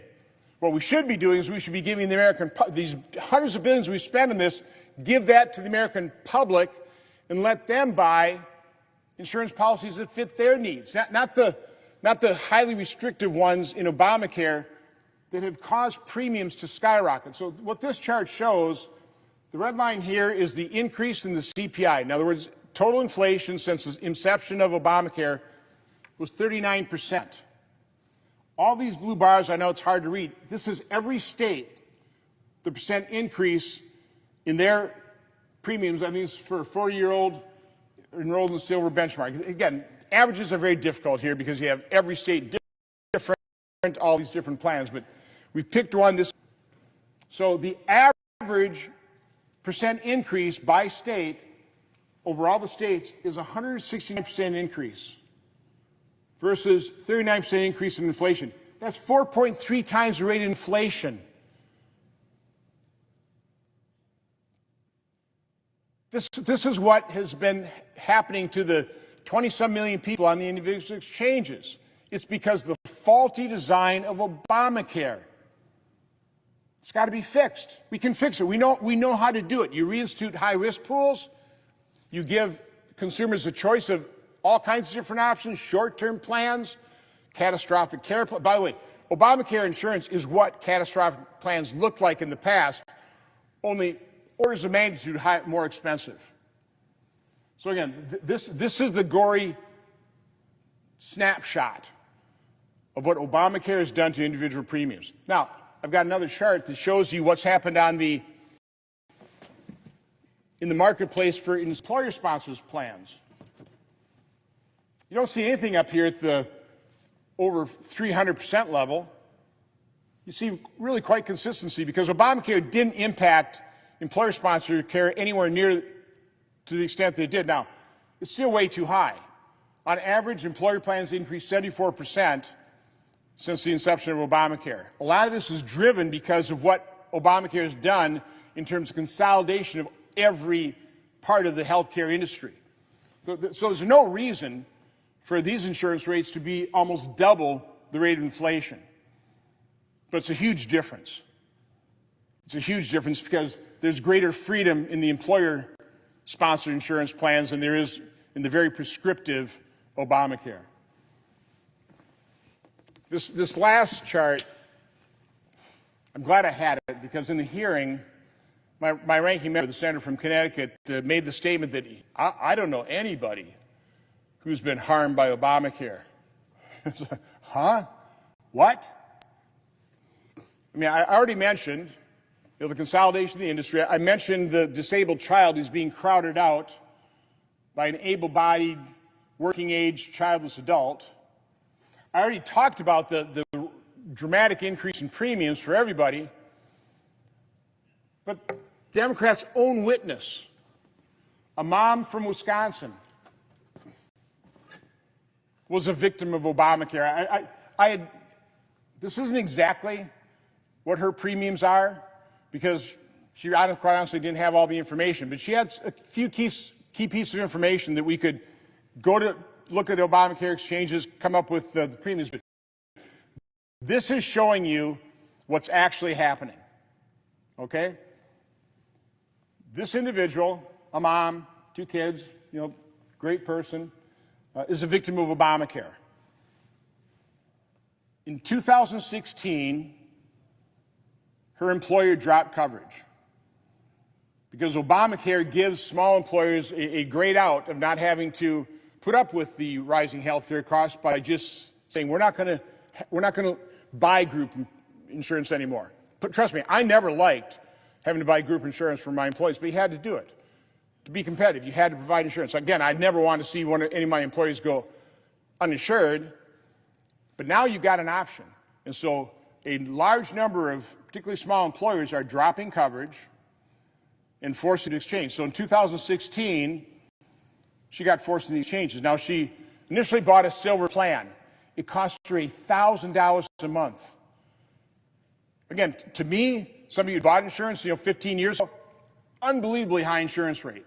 $1,000 a month, unheard of back when I was buying insurance. So anyway, that was too expensive for her. So a couple of years later, she actually transferred to a bronze plan that she could afford. It cost her $250 a month, but it had a $14,000 deductible. Again, I said earlier, when I was buying an out-of-pocket maximum for families was like $5,000. A $14,000 deductible, that was a catastrophic care plan. They were dirt cheap. So anyway, so they signed up for that plan. Unfortunately, they had some big health care bills. And her husband had to take out an $18,000 home line of credit. $18,000. This is the Democrat witness, a true victim of Obamacare. Now, of course, she's coming in, very sympathetically, asking us to extend the temporary enhanced subsidies. But this is what people need to understand. They obviously are under 400% of the poverty line because she's still getting subsidies. So look at the annual figures here. In 2025, with the subsidy, her gross premium, again, when the Democrats say, they're doubling premiums, they're talking about the net premium. But the gross premium was $15,000. She got a subsidy of almost $10,000. And so she's paying $5,500 a year. Now, remember, in 2019, she had a silver plan. She was paying $12,000 a year.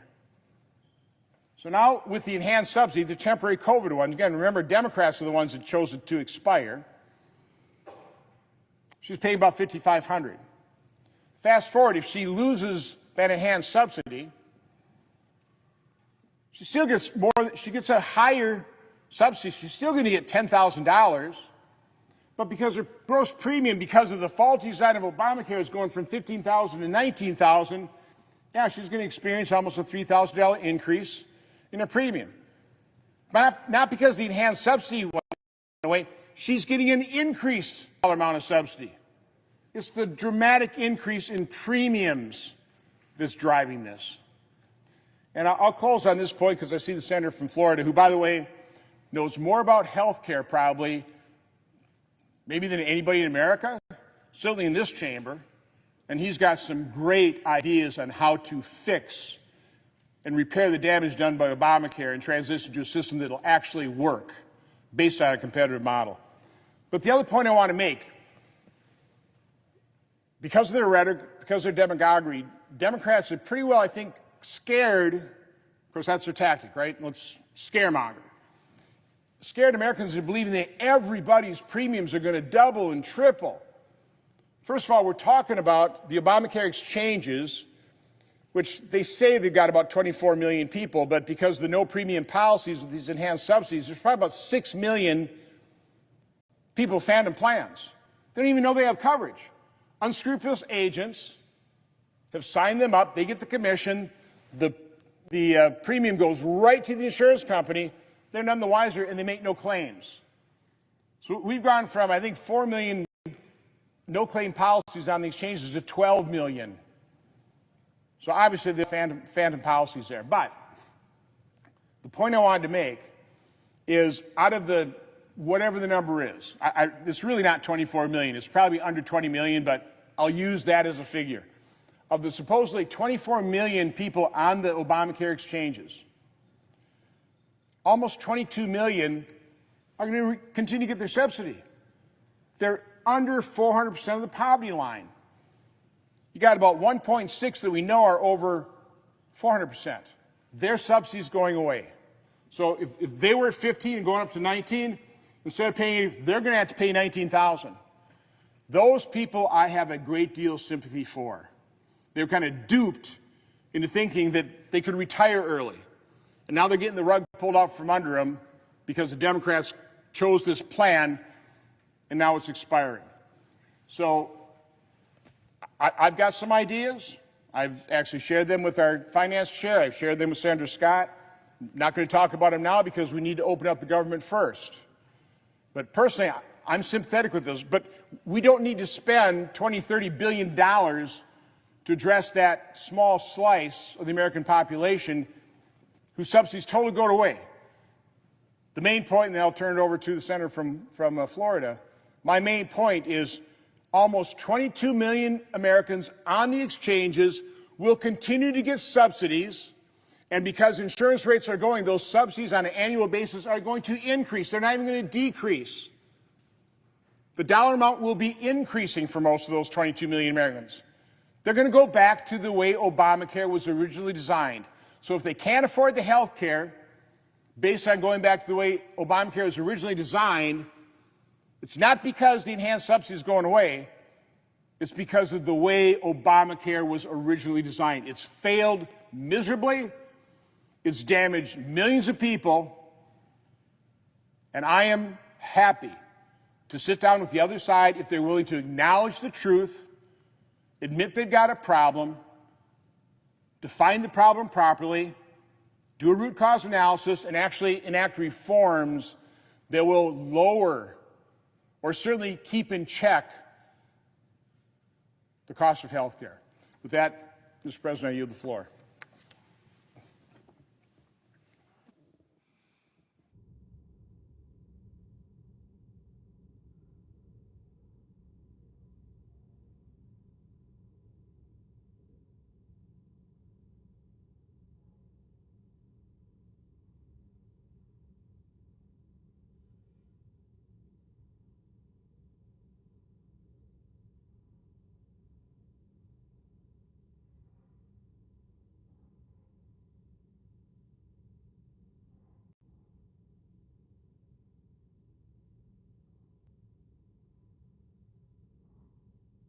Mr. President.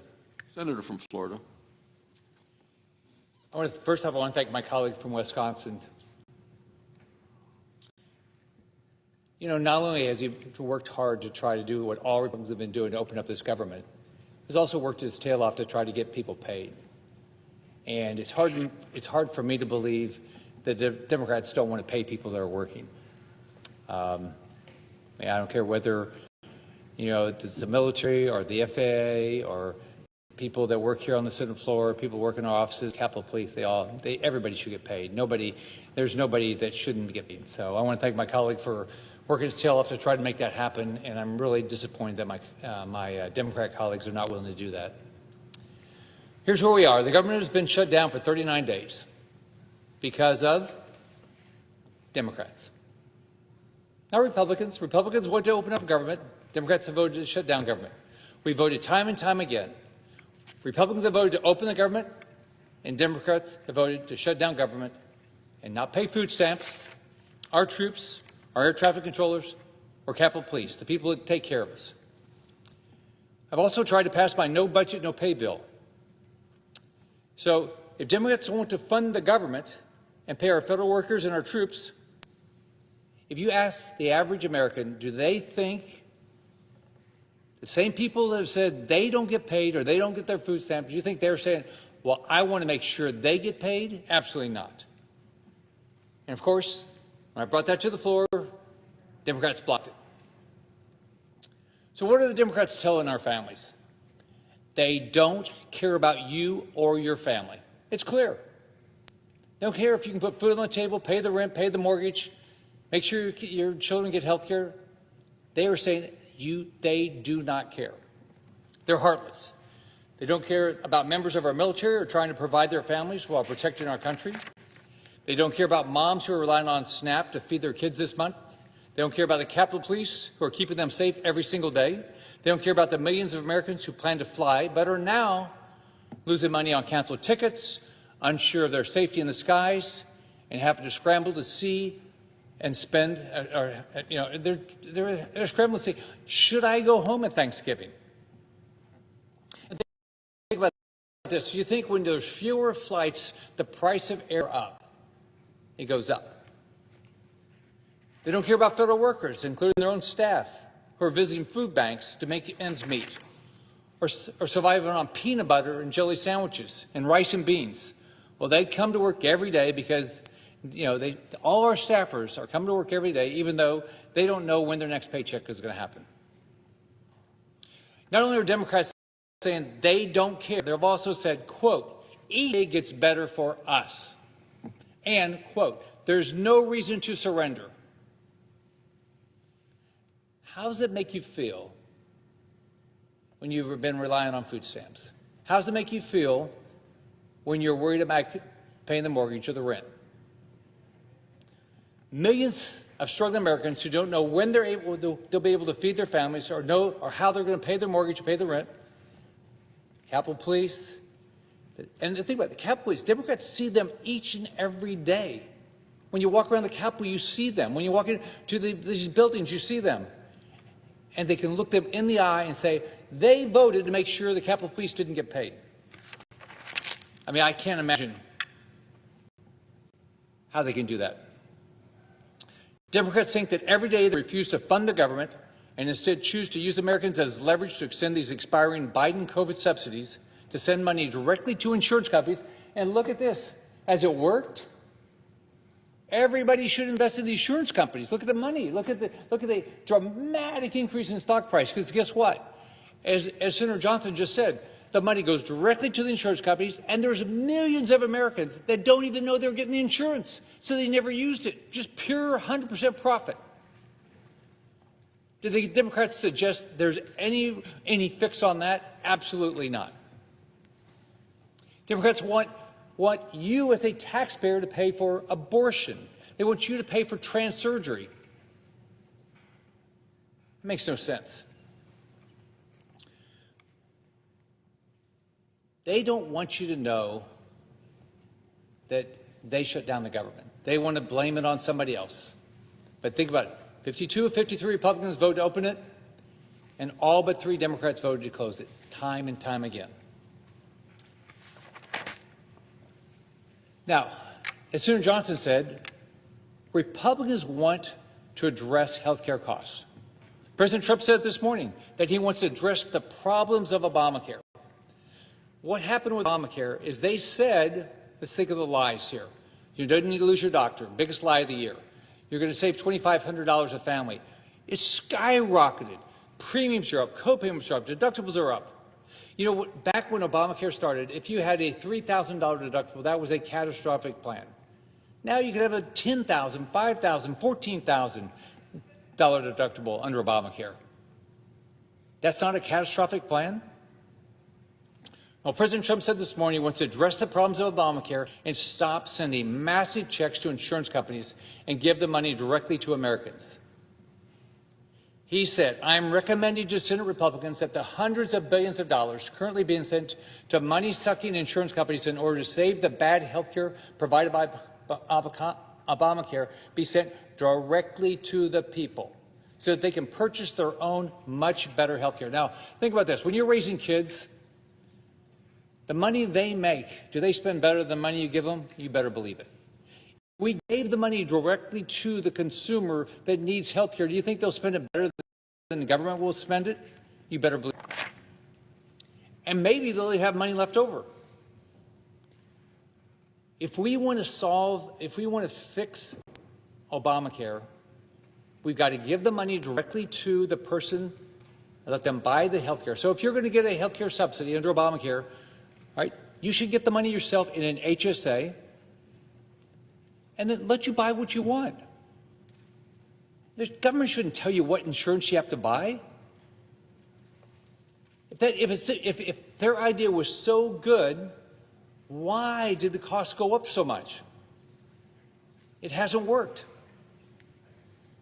So what he said, in other words, take from the big bad insurance companies, give it to the people, and terminate per dollar spent the worst healthcare system anywhere in the world, Obamacare. I've got a plan to do just that. It will bring down the costs. It'll give you more freedom. Instead, Democrats are fighting to keep these Biden bonus credits to try. What they do in the first place? They did it to mask the cost of Obamacare. Obamacare costs are skyrocketing, and they said, gosh, we don't want people to know that. So we're going to give you a whole bunch of money, and so you won't even know what it costs. And to make sure you didn't know what it cost, they sent the money directly to an insurance company. And there's massive fraud. So here's all you had to do. If you wanted to make money off the system, you just had to know somebody's name, birth date, address, and maybe telephone number, and you could sign them up. You an agent, you got paid. Insurance company got the money. You might not even know you got it. There's somewhere between 4 and 6 million Americans that didn't even know they were getting this. Money's just going directly to the insurance companies. And guess what? The Democrats want to keep that going. Massive fraud with your tax dollars and keep it going. They want to keep this abuse going instead of fixing the root problem, the rising cost of health care. It's all caused by Obamacare. When the government gets involved in things, they often go up in price. If Democrats actually cared about the health of American families, they come to the table with a sane proposal. Instead, they want to keep wasting dollars by sending it directly to the insurance companies who are engaging in fraud to inflate their bottom line. There are parents right now who don't know how they're going to be able to feed their kids. And guess what? I grew up in a poor family. I watched my mom struggle to put food on the table. I remember when there was a farmer's market, when they were going to throw away the food, she would ask them for that food to be able to feed us. You know what? That's going on across the country. Under the food stamp program, that shouldn't be happening in our country. But because of the Democrats' decision to shut down this government and make sure that people don't get their food stamps, that's going on. I just think about the struggles my mom went through, and why would the Democrats would want to put moms and dads through that struggle? It's exactly what they're doing. Democrats are refusing to fund food stamps and are stopping poor moms from feeding their kids, but they're getting paid. Let's remember this. All the problems are being caused, they still get paid. Now, Democrats promised to keep the government shut down and these essential programs shuttered until, quote, planes were falling out of the sky. Can you imagine saying that? Unfortunately, each day we're getting dangerously closer to Democrats getting exactly that wish. Air traffic controllers are calling in sick so they can instead work at jobs where they get paid. Think about this. They're having to not come in because they're not getting paid and taking jobs like with Uber to get paid so they can put food on the table. So we're making an already very stressful job more stressful. And Americans are paying the price both financially and with their safety. Now, Secretary Sean Duffy could see the stress in the system, and so he started to reduce the number of flights. What he's done so far, I think it will mean 500,000 Americans will have their flights canceled each and every day. So think about it. You might be going to a funeral. You might be going to a wedding. You might be going to see a sick grandparent. You might be coming to see the birth of a new baby, and your flight just got canceled. So, and think about this again. If there's fewer flights, the prices will probably go up. Now, right now, millions of Americans watching us wondering if they're going to have to cancel the plans to fly somewhere on vacation or home, see their loved ones for Thanksgiving. People are wondering if it's going to be safe to put their grandkids on a plane. They're wondering if their tickets are going to get canceled, or have to pay more to cover change to hotel rooms, longer stays at the airport, car reservations.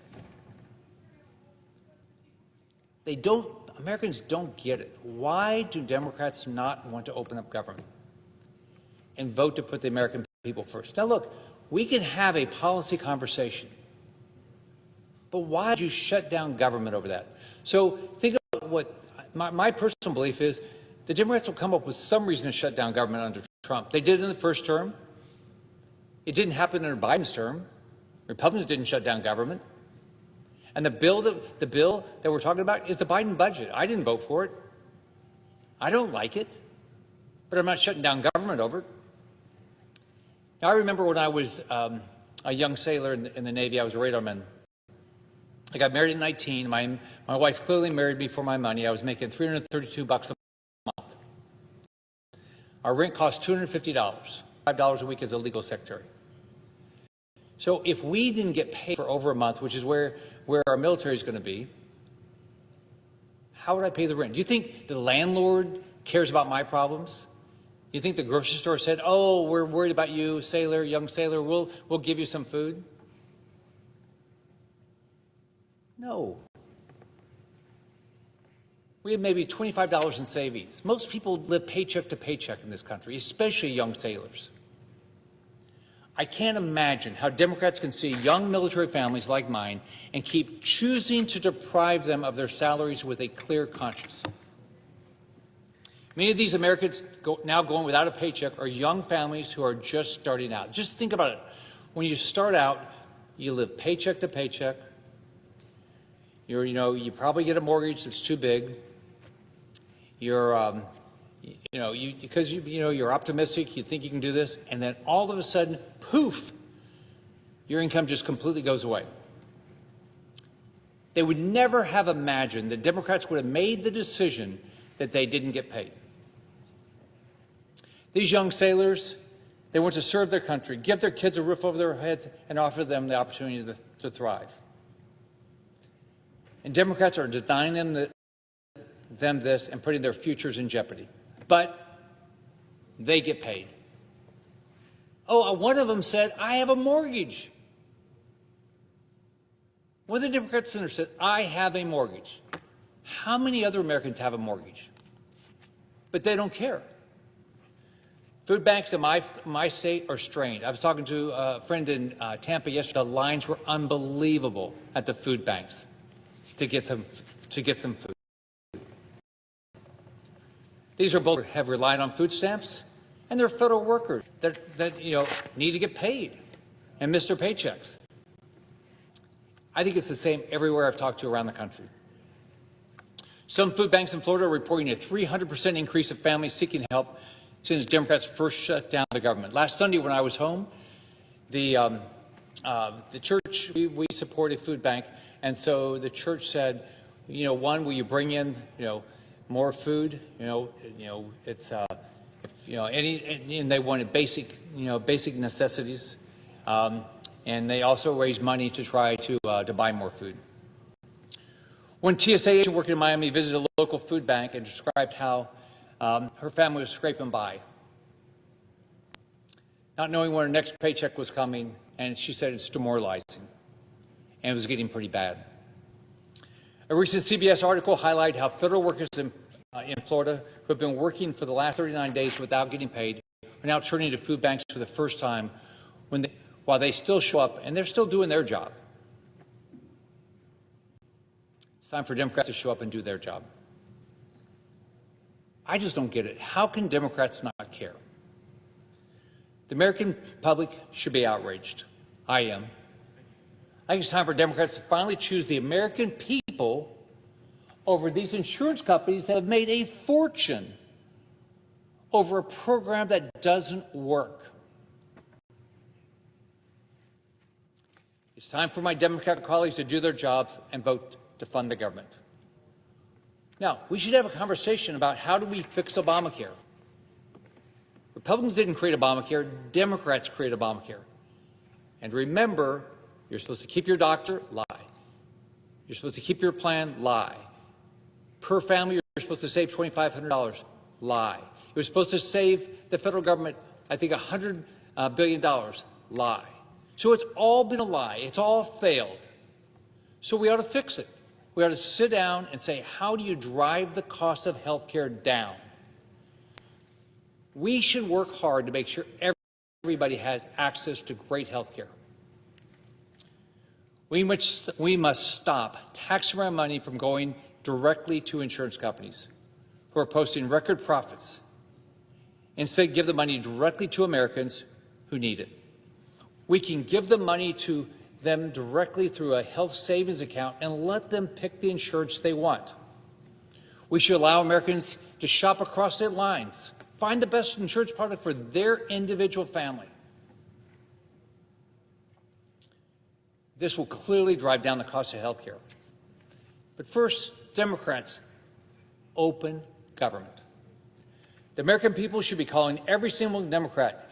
What should happen right now is every American should call every Democrat senator right now and say, open the government, have a heart, and stop getting paid until you do. I yield the floor.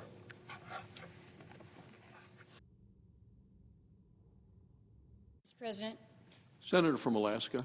Mr. President, I know that we're getting ready to wrap the day here on this Saturday, and I just wanted to take just a couple minutes. I really don't feel like I'm speaking as the senator for Alaska. I feel like at this moment I want to be the senator speaking for the men and women who allow this place to happen on a weekday, but also on a weekend.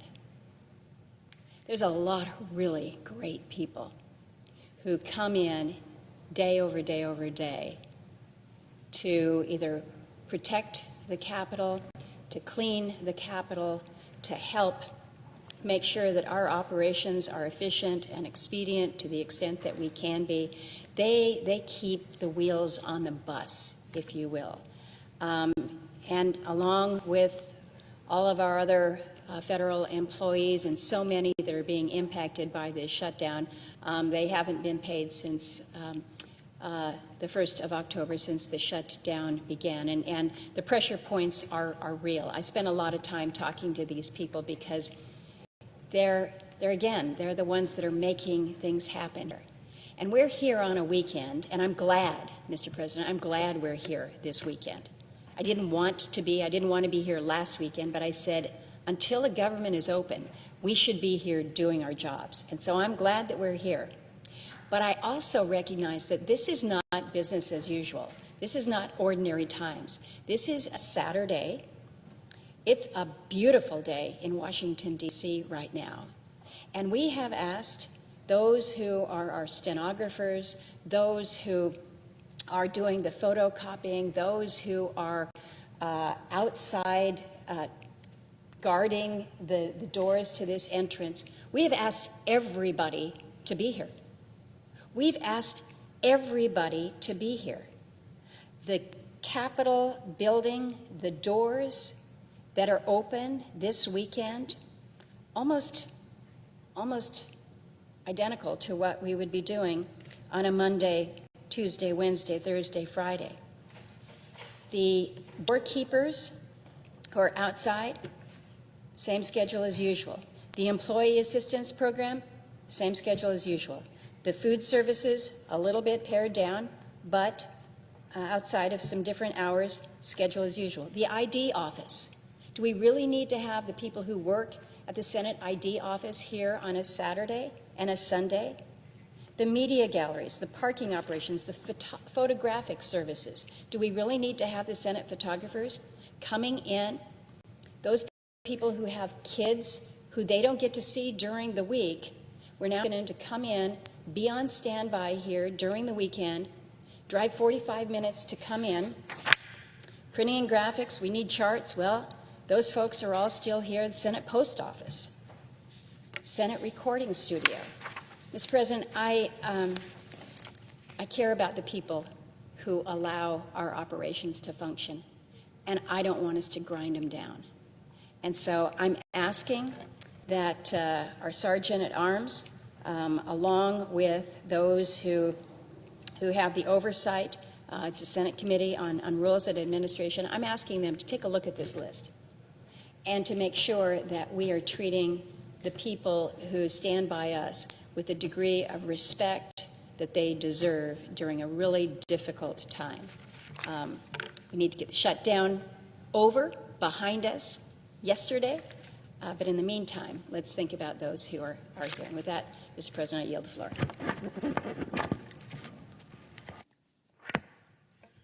Madam President. Majority Whip. Well, Madam President, first let me thank you for the wonderful remarks you just made on the floor, and I would hope Democratic colleagues were listening and would follow the advice that you've given.